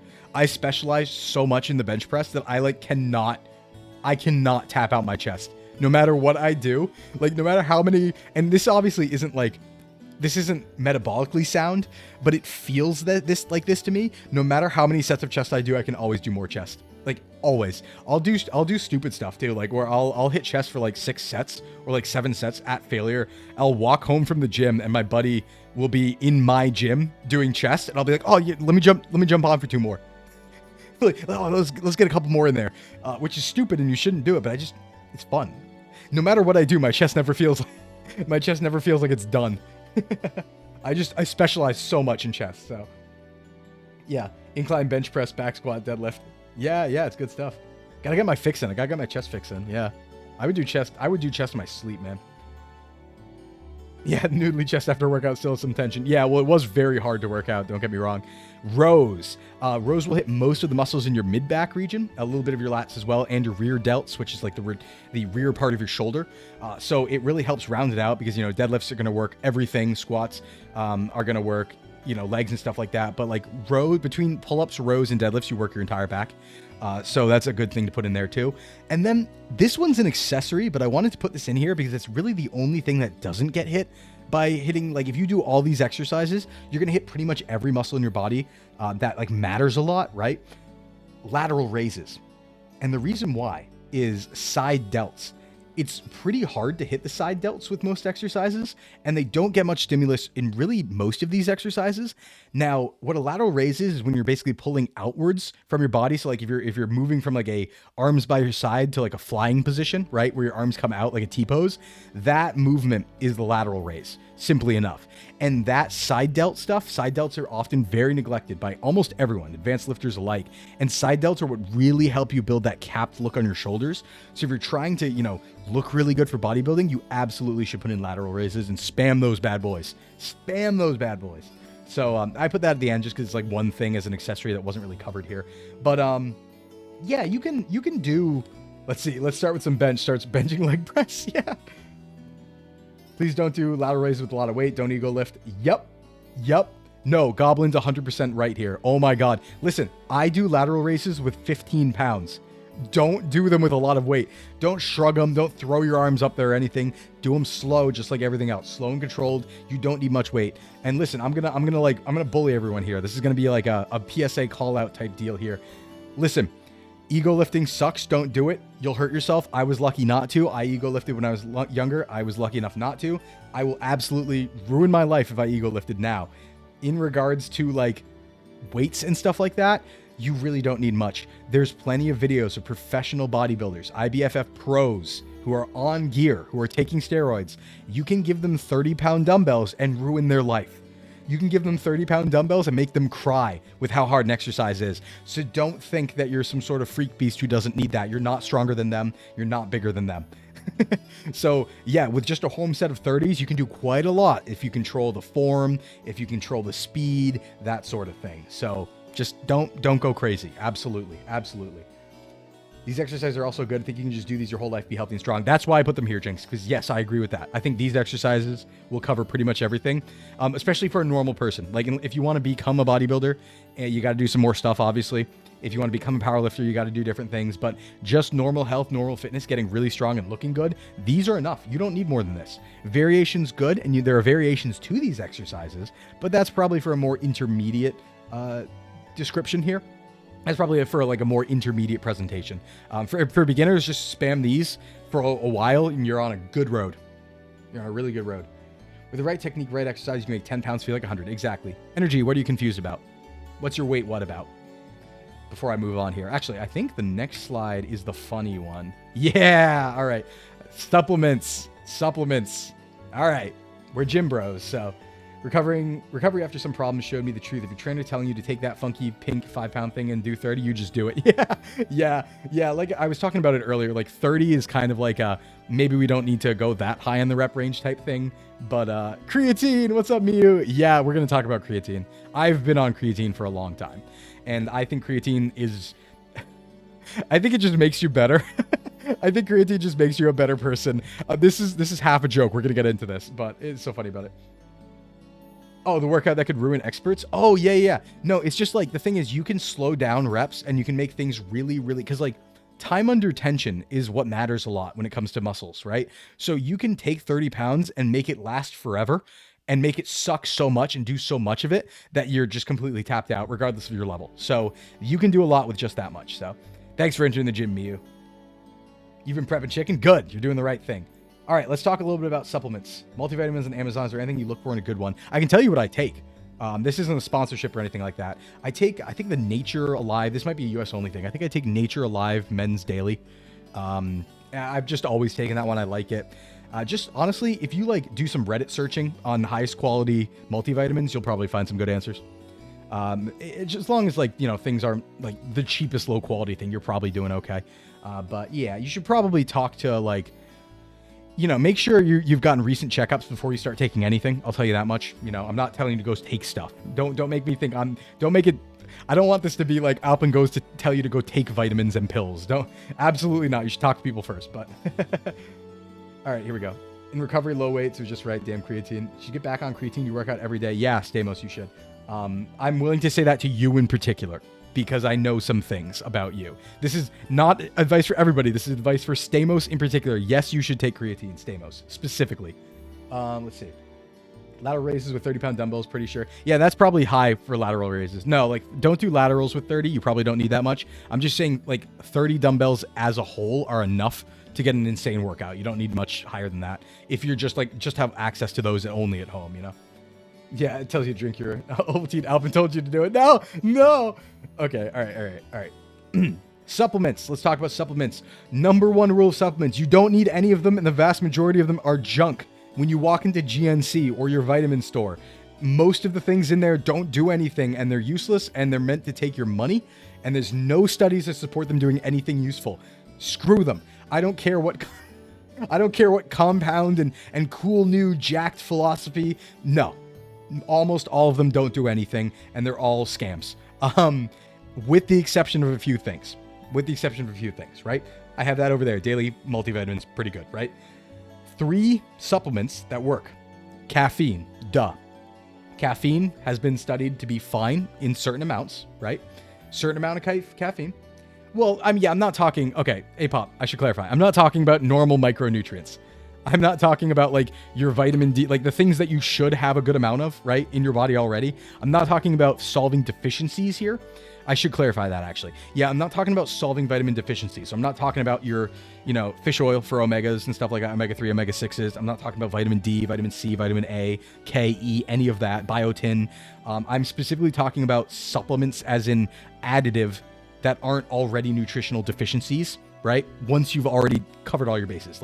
I'm talking about stuff like that. L-carnitine and stuff like that is what I'm talking about. Gym bro supplements. Yes, gym bro supplements is what I'm talking about. Yeah, and make sure you don't take too much vitamin D. Yeah, don't. Vitamin D is fat soluble, not water soluble. Do not OD on vitamin D. GNC stuff is what I'm talking about.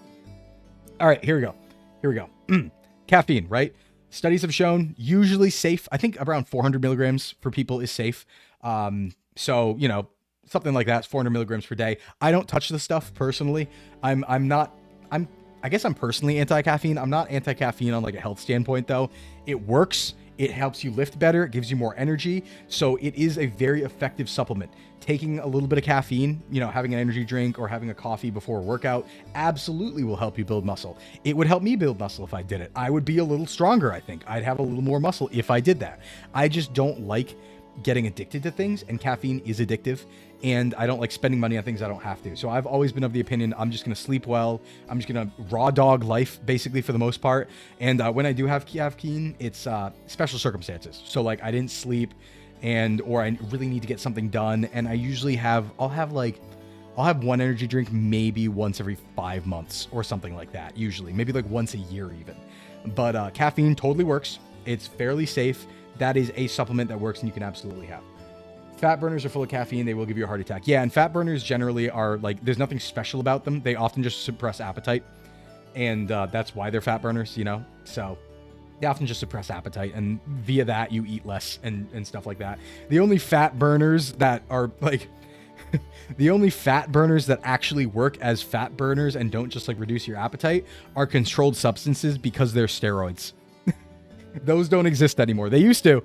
They don't exist for public consumption anymore unless you have a prescription, because there's no real fat burner that functions in that mechanism anymore, really, that you can get over the counter. Whey and casein protein powders. That is technically a supplement that works very well. So protein powders, protein bars, things like that. Additive protein works very well, is very safe, totally fine. Whey and casein, go for it. So yeah, that's one of the other two supplements, the main ones that work really well. Third, creatine. This is the one that I think stands out among this group, among things that you just aren't normally like consuming in a day-to-day life, because most gym bros know like caffeine and protein powder, right? Creatine is produced naturally. You get it from animal products, red meat and stuff like that, but your body's not fully saturated with it.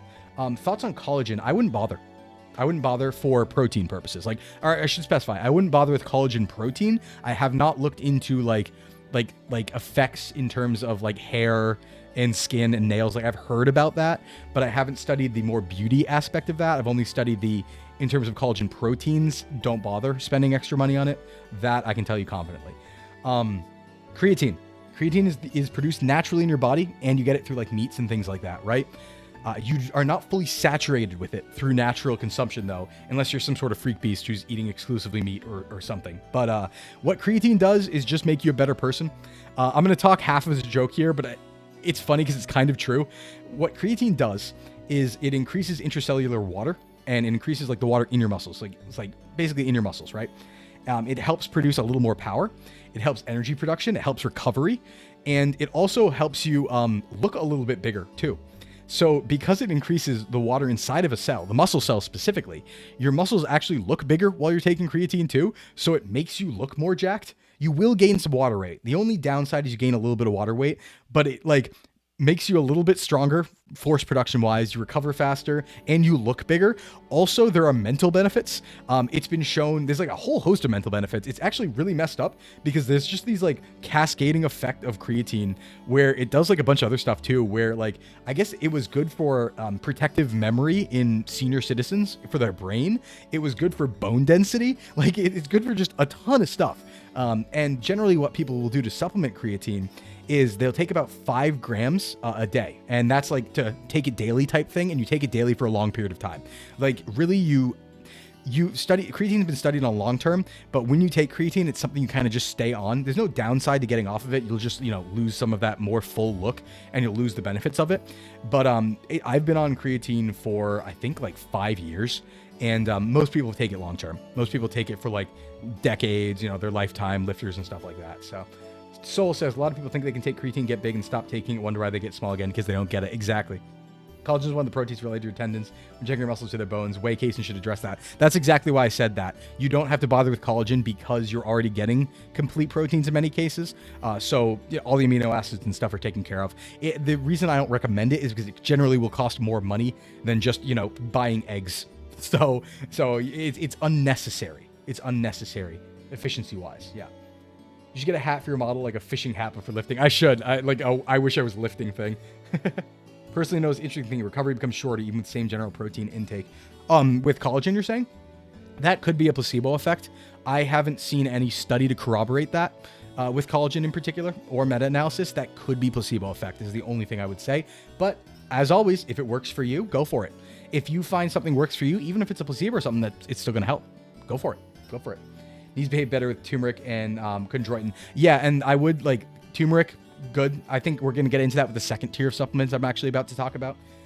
With things like that, because chondroitin, I also have in the past taken chondroitin and turmeric, and I do have some things to say about that. So yeah, so those are like the three though that we have studied on a long term and can say are good. Now the only downsides of creatine, some people just don't respond very well to creatine. Some people might have like an upset stomach, but it's very rare, and it doesn't have like any long-term studied negative effects. So you don't have to take it. You don't need to spend the money, but if you want, if you're serious about lifting and you want to take things to the next level, creatine's a good supplement to take, I think. In terms of second tier, are a bunch of supplements that are kind of second tier supplements where they have limited or circumstantial benefits. I wasn't going to get too far into this. That was going to be a more intermediate concept thing where we go through all the specifics of each one that probably has limited second tier benefits. But I will name a couple. So actually, Olga brings up a couple, which is chondroitin, right? Glucosamine. And yeah, data says maybe on some of those, right? Same thing like turmeric, but it seems to work for some people. And even if it is a placebo for those people, if they try it and it does something beneficial for them, great, right? If they find that it doesn't work when they're not taking it, okay, maybe take it, right? In the end, we're trying to get a lifestyle thing here. So as long as it's not bad for you, if you have a lucky sock and the lucky sock makes you lift better, use the lucky sock is my opinion, right? A lot of stuff's individual, but there is the second tier where there's like limited study benefits. We're not 100% sure if they do anything good. Maybe they do. If they do, it's marginal. And in those cases, it's one of those like maybe don't spend the money if you don't have it type situations. In addition, like chondroitin, we also have things in here like ashwagandha. Is one of the few things that I will also touch, because ashwagandha is a nootropic. It affects your brain function basically. And it's been shown in some limited studies to reduce physical stress as well. So it helps with like physical stress from lifting. A lot of people also use it as a natural anti-anxiety. Can't speak on that at all. I don't use it for that, but I did find I became incredibly lazy when I took it. I actually stopped taking it because I was way too chilled out. Like I'm a pretty chilled out person to begin with, but taking that, I got to a level of chill and lazy where I just stopped caring about things. Maybe things that I should have cared about, like things that like should bother me stopped bothering me. To the point where I was like, no, I should be mad about that. Wait, hold on. Like, I just don't care now. But it was like, how people were acting and stuff. I would just find myself not caring, which in many cases is good. But sometimes you got to like actually care a little bit for everyone's good morals and sanity. I just found myself not caring. So I stayed off it because I was already kind of chilled, but it helps a lot of people who have anxiety, I hear. And the limited studies on that, but I think it's one of those tier 2 ones. Let's see. Ashwagandha made me so zen. It's hepatotoxic in nature. Some cases, literally blood work went on it. Oh yeah, well that's the thing. You should cycle ashwagandha if you do touch it. I usually would do for like I think 90 days and then off. I haven't been on it for like a year, so.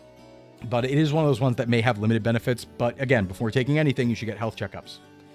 Last time you heard that name, it was a friend who swore it was a glizzy pill. You've used ashwagandha for anxiety. If not else, it was a placebo effect at least. If I need synthol in my area, can I inject with olive oil? No! Only accompanied by breadsticks. Yeah, you gotta get all that. You gotta Italian max in your veins. Some other stuff. There is some limited study on cherry tart extract, I believe for similar effects on like physical stress reduction. Beta-alanine actually does work for specific circumstances where beta-alanine is good for long distance endurance sport. So like marathons and stuff like that, but it doesn't seem to have much of a benefit for short-term lifting. It's more like are you doing something for longer than an hour and a half type thing, which lifting often doesn't get to, but beta-alanine in those cases does have some effects. So cherry tart, you mean like bakewell tarts with the cherry on top? No, cherry tart extract or cherry root extract, or wait, is it cherry root extract? It's a extract from cherries or just eating cherries themselves as just an additive thing. There was some studies on that. But yeah, there's a lot of tier 2 supplements that are like, all right, but most of the stuff that promises things that you'll see, like anything somebody tries to sell you, you probably don't need. That's the end all be all of it. You don't need any supplement that anyone's trying to sell to you. Don't even bother. If you want to go and search out some of these on your own, sure. But like when you walk into GNC and you see something that's like, this actually happens a lot, and I make it a fun joke of mine. This happens in the US a lot because a lot of like lifting shops near me, right? You'll walk in and you'll see this thing, and it'll be called like Joker mode jacked, like sicko mode pre-workout, and the front will be like literally doubles your gains and claim shit like that, and they're just lying. There's no study that supports that. They're literally just lying. So yeah, just ignore all that stuff. You don't need it. Pre-workout is of your own discretion. Luckily, they're more safe now than they used to be when I started. When I started, pre-workouts existed on the market that would just blow your heart up. That was pretty cool. So I never touched them. Kind of goes in line with the caffeine thing. But yeah, you can take pre-workout these days. They won't kill you. I don't. Really, most of the time, it's just mostly caffeine and some other stuff that half of them are placebo effect and don't do anything anyway. So yeah, take pre-workout if you want. You don't need it. You don't need it. Nootropics are such a whole nother topic with a vast amount of them. Yeah, exactly. Better to lift with a charged JO crystal or an uncharged one. You probably want to charge. Well, yeah, I would say you want to charge JO crystal. I think you want to charge one. Would be pretty optimal. All right, let's see here. Oh my God, that was 2.5 hours. You can tell that I can talk about this literally forever and have a lot of fun doing it. And I believe that gets me, that gets me through. Yay! So there is the beginner fitness and or Albench's beginner fitness foundations of fitness and nutrition presentation from Dr. Alpen, and I put my coat back on. So if anyone has any Q&A, any specifics right now about the concepts we went over, I know we did that for like half the stream, but if there's any extra Q&A, now would be the time, because we're kind of transitioning to like a just chatting thing here, where we can talk about any specific scenarios, or like, even if anybody has any like individual stuff, I don't mind answering that as well, because sometimes the question that you have, the other people are afraid to ask. So it might be that something that you bring up makes me think of something, right? And then answering that ends up being helpful for everyone. So feel free to ask individual questions as well when it comes to your nutrition and your fitness, but only the information you're willing to share, because obviously this is streamed publicly. If you have something private you want to talk about, you can feel free to DM me. As of right now, I'm not charging anything for fitness advice. I am, obviously, that's my job and I'm licensed to do that. I don't have any plans to do that anytime soon. Maybe sometime far in the future, but for now, free advice. So if you have any questions, you just go ahead and DM me if there's specific questions, and I can help you out. But let's see, Q&A time. After 2.5 hours of Q&A, well, there was a little presentation in there, son, wasn't there? Talking about Zen, cold plunge at morning. You're done with your peak of cortisol in the morning. It's going to slowly decrease to the evening. You know what? I have been interested in that. I don't think there's... Okay, I got to be careful. I got to be careful with this one, because this is a very changing field. Hot plunge, like hot bath, cold plunge, that sort of stuff is currently very popular, being studied. I don't want to say anything definitive or conclusive on that, because it is very new in terms of like medical studies, right? And long-term studies and randomized control trials. So I'm not going to go out there and claim it's effective or not effective. I do think it's cool, and I think it's pretty chuny, and I really like it. So I would consider doing it. And I think there's definitely some mental things that happen there for sure, where it's like, yeah, you hit like the hardest part of your day, you get it out of the way. You definitely probably feel like you're on cloud 9 when you come out of a cold plunge, and you're like, yeah, wakes you up. That's for sure. And waking up is nice. You want to get out of bed fast. So, oh yeah. And, just another side thing, talking about like a general good, healthy day. Cause I think we have a lot of parts here that we can put together into a general healthy day, right? You sleep your 7 to 9 hours. Big recommendation from Alpen. Try your best to wake up naturally. Don't do an alarm.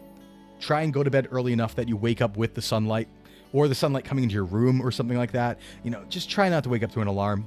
It sucks. It pulls you out of, let yourself wake up naturally. Pull yourself out of, don't let yourself get pulled out of whatever you're doing. So that's one recommendation. Obviously, two, general sleep hygiene. Don't do things that aren't sleep in the same place you sleep. So you shouldn't sit on your bed and like watch things or play games or anything like that, because then you start associating it with gaming and it's trouble to sleep, all that stuff. And try and avoid a lot of screen time right before bed, all the general stuff. But that's also very important, because as I said at the beginning, and there's a lot of people who weren't there, so I'm going to say it again, sleep is almost as important of a factor to muscle recovery and muscle gain as nutrition and working out. It is like maybe even number 2. So please sleep, or you're going to be missing on a lot of gains. I'm going to say this right now. I do not work out as hard as other people I know, but I have historically been a lot stronger and a lot bigger than a lot of other people I know. And that is because I took the healthy part of things and the low stress part of things much more seriously than they did. They would lift really, really hard, but they weren't eating properly. They weren't sleeping properly. They weren't managing stress properly. I did all those things. And yeah, when it came push to shove, I won. So that's really important to consider. You do not have to just bash your head against things. Take the smart way. That is another thing too, really quick. Stress. This is hard for people because, you know, we live in the modern world. But yeah, stress is not great for lifting. Cortisol has negative effects and negative impacts too on, or a lot of it, and a sustained of it, right? Has negative impacts on muscle recovery and building. Generally, it's pretty optimal to not get stressed out, is what I have to say. That's obviously a lot harder to do than to say. But you will notice that a lot of the top lifters, right, power lifters and things like that, and bodybuilders, there's kind of a reason they're chilled out and nice. It's beneficial for them metabolically to not take things so seriously and to not get worked up about things. It's literally beneficial to their muscles to not get pissed off. So try and employ a little bit of that because it'll help, even if marginally. All right, let's get to some questions. That should be enough about of my stuff. So Momo, daily reminder, doing sports makes your joints and muscles aches means it actually hurts you. Yeah. Oh yeah. Something to say for beginners too. Actually, you reminded me, Momo. For beginners, if you've never lifted before, you're going to go into the gym, you're going to lift, you're going to hurt so much those next couple days.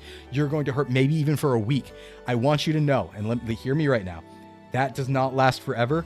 A lot of people don't tell people that. And so they go into their lifting, they lift for 1 or 2 weeks and they're like, oh my God, you're going to feel this bad all the time? Are my muscles going to hurt this much? It hurts to walk. That's DOMS, delayed onset muscle soreness. That is temporary. If you lift consistently, it will go away. So I don't ever feel my chest the day after a chest workout really these days because I've done it so often. So for the first time doing something, you're going to feel really bad afterwards. It's going to feel like you can't walk. You're going to be hobbling everywhere after your legs for the first time. Work past it. If you're consistent, it'll go away and you'll never feel it ever again that bad. So please keep that in mind. Okay. Goblin, here's a way for this part. Cardio, for definition, how much cardio should you add to your week? All right. So for the week, if you're not lifting, you can do like 5 times a week. You can do it like moderate to serious. If you are lifting, probably limit it to like 2 to 3 just to not interfere with your lifting progress. And yeah, just don't do like 7 days a week of cardio really hard or intensively. You start to adapt to cardio the more you do. And so if you do really hardcore cardio wicked often, it'll stop having as much of an effect. And then when you stop doing cardio, your metabolism will be all messed up basically. So you'll be too adapted to cardio. So just do reasonable amounts of cardio. That's not to say you shouldn't move every day. You should move every day. 30 minutes of some sort of exercise in most days is pretty good. But yeah, you don't have to do hardcore cardio every single day. So maybe something like that. Let's see. Shabby, finally you can ask based on the interaction, how would you find out how many calories you'll burn during a certain activity like at your job? The best way is to, if you have a consistent job, actually do experiments on yourself. So you get a number. So in your case, right? I'm just gonna throw out a number. This number doesn't really mean anything. You can follow it or you can not. Based on what you've told me, I'd throw out a number, something like, okay, you're working really hard, you're unloading things constantly. That was a really high recommended amount of food and a really high burn. Throw out a number like 4,000, 3,500 or 4,000, right? Eat that for 2 weeks, see what your body does. Then you'll know. Then you'll know exactly how many calories you burn and what. You don't even need to know about a certain activity because you don't need to track it. Just know overall in your normal life, going week to week, how much you do burn and how much you eat, and then you can work from there. You don't need to know specifics. Like me, I don't know exactly how many calories, for example, walking 10,000 steps actually burns over sitting down all day for me in particular. I have a rough guesstimate, don't get me wrong, but I don't need to know that. All I need to know is that these are my overall number of calories if I am doing those 10,000 steps, right? And generally my number of calories if I'm not. So what I would recommend for anybody is like pick a number that one of those calculators spits out, test it out, and then see what happens in your body. You can reverse math from there, figure out the equation from there, because you have all the data you need. You have your output, your input, your output, and the amount of energy that the things you did, right? So from there, you can determine exactly where you need to be. All right, son, suck at sleeping. I have to wake up an alarm or literally rotate around the clock by 1 hour per day until you're waking up at 9 p.m. Ooh, yeah. Sleeping's hard, and I don't have like advice for anyone. I just have to say, like, try your best, right? Obviously there are some supplements that help with sleep. You could talk to a doctor about it, all that stuff. So, but yeah, if you're, I know people who just have insomnia and it's like, yeah, it's just something you have to work with. I guess that's just something a fight you have to fight. You know, a fight you have to fight. Sleep cell maxed out snooze games, Jinx. You know, I haven't been recently though. Since I've started last week, I've been sleeping so bad, you guys. I think I've been too excited just for all of this. And I've been sleeping like shit, guys. I've been going to bed normal time, waking up at like 4 a.m. Trying to go back to sleep, just couldn't. This morning I woke up at, I think 4:50. Or no, I woke up in the middle of the night. I woke up at like 3. And then I woke up again at like 5, and I was like, well, shit, here we go. So hopefully that comes back down to normal, because this definitely is a lot more activity than I'm used to doing. My normal life prior to this was very chilled out, very low stress. So adding on all this, you know, performance and stuff like that, and all this like work definitely messed with my stress levels. Not in a way that mentally is impacting me, but it's definitely physically impacting me, or physiologically with my sleep. So I'm hoping that in a few days here, I'll settle into it and be able to sleep again. You love DOMs. Wow, it's impressive. Soul, love when your muscles hurt means I'm getting stronger. Yes, but it's not the only correlation. So also don't think that just because you don't feel your muscles that they're not getting stronger. That's important. Like I said, again, I don't feel my chest anymore. It still grows. I still get stronger, but I just don't feel it anymore. I'm usually feel like I could do another few sets at like only even a few minutes after I'm done. That doesn't mean I can and my response isn't maximized. It just means that I'm adapted to it. So it's good to feel that, don't get me wrong, but you don't have to feel it to think that you're growing. So don't go to the point where you're dying every time you work out, because that's going to be bad in the long run. Diet. Alben, is chat supposed to be showing on the entire nutrition log part? Yeah, I see. The thing is, it's getting cut off and I can't figure out why. I couldn't find it in the settings anywhere. So I'm not sure, but yeah, it's supposed to be going up a little bit. I don't know why it's not. I'm still working on that one. Still working on that one.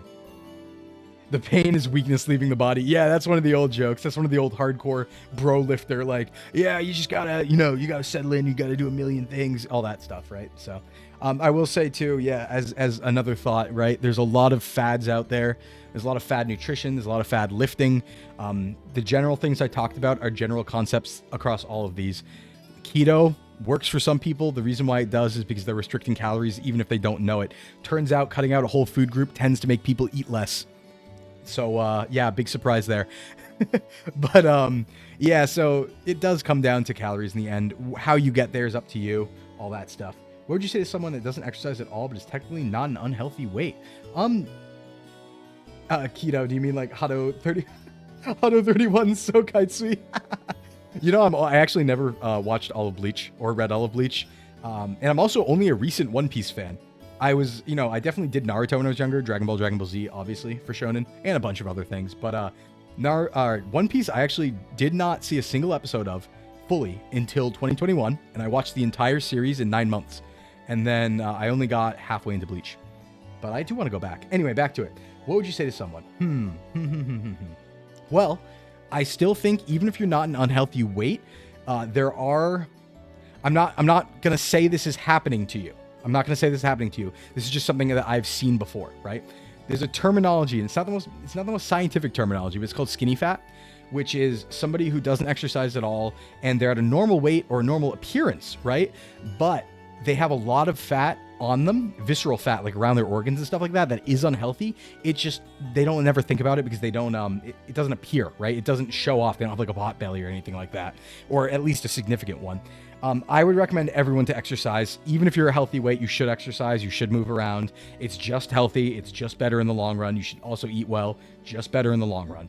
So yeah, I would go ahead. Again, I'm not claiming that's you. I don't know. I haven't seen, I have no idea. I'm just saying that I've seen circumstances like that before, and not exercising at all is probably not the healthiest thing. So I would recommend exercising. I would recommend starting something.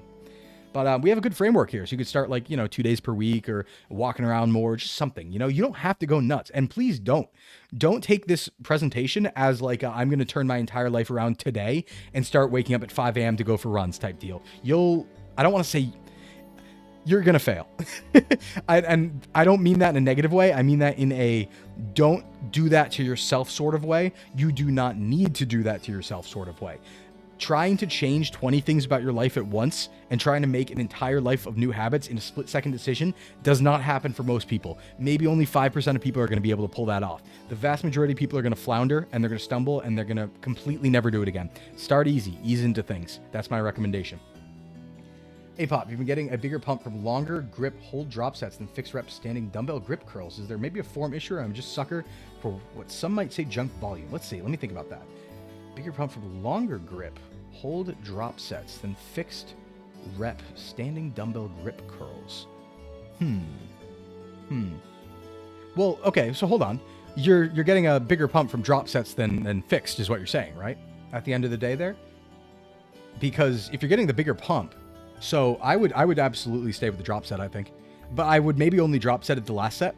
So I think personally what I would do is I don't know how many sets you're doing, but like I tend to like 3 sets on things. So I would probably go for 2 fixed rep sets and then I would drop set last set. And then and that's probably how I'd handle that. Let's see. Keep experimenting, just curious of thoughts. Yeah, I would do 2 fixed sets to 1 drop set. I wouldn't drop set all 3. That would probably be a little much. I don't think you need to go that hard, but I would drop set the last one probably. Okay, 4 sets twice a week. Yeah, do 3 fixed, 1 drop. That would be the best, my recommendation. Speaking of habits, based on your experience, how long does it take for one to build a healthy habit? Usually about 3 weeks, I would say, 2 to 3 weeks. So if you're very consistent with something, but you can only do a few at a time. That's one thing. So usually I think the rule I've heard, this isn't scientific or anything, but the rule I've heard is you can maybe do like 1 major change and like 2 to 3 minor changes at once. So if you want to start going to the gym, say on Tuesdays and Thursdays, if you can manage that for 3 weeks in a row, or maybe even a little longer because it's only 2 days, right? If you manage that habit though, eventually it will become a habit. So I'm at the point now where like not working out, like I've taken breaks here and there. I didn't lift while I was living in Japan for a while, but that wasn't like, it wasn't an extreme long amount of time. But I did start to feel weird because I had been lifting for 10 years straight. So I was like, oh, this is bizarre. But yeah, once you make the habit, it will be much easier. So definitely just like really a lot of fitness and nutrition is going really hard for the first few weeks. So you develop those habits and then coasting. But it sucks because those first few weeks are the hardest, but also the most important. So you just really gotta like just grind it out. And there's no substitute for willpower in those cases. You can definitely do tricks like, keeping your phone far away from your bed or something like that. So you don't just scroll. So you have to get up in the morning so you can go somewhere, things like that, right? There's tricks, but yeah. Ooh, also, note about nutrition. Another note about nutrition that I actually wanted to point out to everyone, which is about food, like healthy food, quote unquote, versus processed food. We talked about this for a while. Be good 90% of the time. Nothing will kill you. Most food products we eat will not have a long-term health effect if you eat very sparingly, right? So I'm not saying that I'm going to beat you up if you don't eat, optimal fruits and vegetables and never touch chocolate or never touch pizza. No, you have to live life. You have to have fun. 10%, 10% of your calories, don't worry about it, right? Any more than that, maybe start worrying about it a little bit. But like, please, I had a pizza last night. I overate on a pizza last night. It came out a lot bigger. That tweet I made about accidentally getting larges and mediums despite ordering smalls when on a cut. Yeah, that was inspired by real life activities last night. Went out with some friends and they gave me a large pizza instead of a small, and I ate that thing. I shouldn't have, but I sure did. I'm not perfect. And it was great. It was yummy. I had a whole pizza. Yep. Oops. What am I going to do about it? I'm going to get back on the horse. I'm not going to care. I'm not going to dwell on it. It doesn't ruin my life or anything like that. You just keep doing what you're doing afterwards, right? Don't let a cheat meal become a cheat day. And don't let a cheat day become a cheat week or a cheat month or a never again, right? So 10% of your calories can be from whatever. Don't worry about it. If you want some chocolate here and there, you want some ice cream here and there, your favorite food, you do not have to get rid of it. Just use that stuff sparingly. Some say it's impossible to ever break a bad habit. You can only fix a good habit on top of it to counter it. I don't know if I agree with that. Yeah, I don't know if I agree with that, but I like the sentiment. I do like the sentiment of like, yeah, you can turn bad habits into good habits by putting one on top. I mean, it's really hard to live with no vices. I mean, you'd be pretty perfect at that point if you had no vices at all. Pretty much everyone has something. So don't dwell too much on it. It's my recommendation. I won't come to your house and beat you up if you ever look at a cinnamon roll. No, have the cinnamon roll. Have it. Just balance having fun with being healthy and not living like some super monk. Exactly. I don't live with like a super monk. I've tried. I've done it for short periods of time and it's been fun. But you have to realize this. And this is a good final statement too, actually. Especially because we're coming up on 3 hours here. This is like a really good final statement. All right. When it comes to all this stuff, right? Losing weight, gaining weight, gym, stop thinking of it as a temporary measure. This is your lifetime now.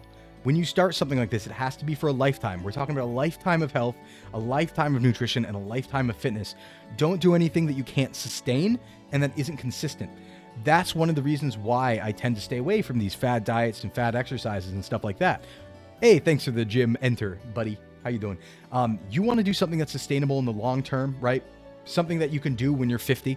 Something, and you know, even if you can lift higher now, which you definitely are gonna, right? Maybe you don't want to power lift when you're 50. That's fine, but stay exercising at some point. Stay going to the gym at some point. But what I'm trying to tell you is do something that you can continue for the rest of your life, and do not think of things as temporary measures. Don't think of diets as temporary measures. Don't think of nutrition that way either. It's fine to get to a certain point and have a certain goal, and you should, right? Always have a goal. Say you want to lose 20 pounds, you want to gain 20 pounds reasonably, all that. But once you get that goal, that's not the point where you go, okay, I'm done, and go back to doing whatever you're doing. Because that's how 95% of people will either re-lose or regain the weight that they had before. You have to make a new goal, and you have to do something that's sustainable for the long term. So that's my final statement on fitness. Professor Albench has spoken. So that's the beginner course. Maybe sometime in the future we'll do the intermediate and the advanced. Thank you guys so much for coming by. Tomorrow we are going to be doing draw Pokemon from memory. And if you guys saw any of the other drawing streams or like the one from last week, it's going to be really cursed. So I'd like to see you guys come by for that if you can. We're going to go find someone to raid, so please stick by, okay? I can do it faster this time because I actually have Twitch up. But let's go raid somebody. Let's go see what's going on. Who's doing what today? Who's doing what? And DM me if you have any specific questions too. Okay, we're going to go ahead and we're going to raid into, who do we got? Who am I looking here? Oh, I know. All right, I'm going to try to raid. I'm still too new, so this has happened very often. Every time we go to raid somebody, their settings don't allow me to raid them. And so I keep having to be like, okay, next, okay, next, okay, next. So we're going to try to raid people and see which one works. So let's see here. We're going to let's try and raid into, oh, and thank you for the follows, everyone. Let's try and raid into, okay, I know that one doesn't work. I know a few people don't work who are streaming right now. Oh, all right, hold on. I want to raid Ace. Let's see if this works. Raid Ace P Caswell. We're going to raid into Ace P Caswell playing Somnium Files. Stand by, because then we look good. Then we look really good. Please? Yes, the raid worked. Awesome. All right, stand by. We're going to head over to Ace. And I'm eligible for affiliate, I think, after this stream, which is pretty cool. So, all right. Thanks for coming by. We're going to go say hi to Ace. Big lifts is the lift message. Let's go. Falling in love. So they say something like, Yes, my sweet. kind of like that. That's the way of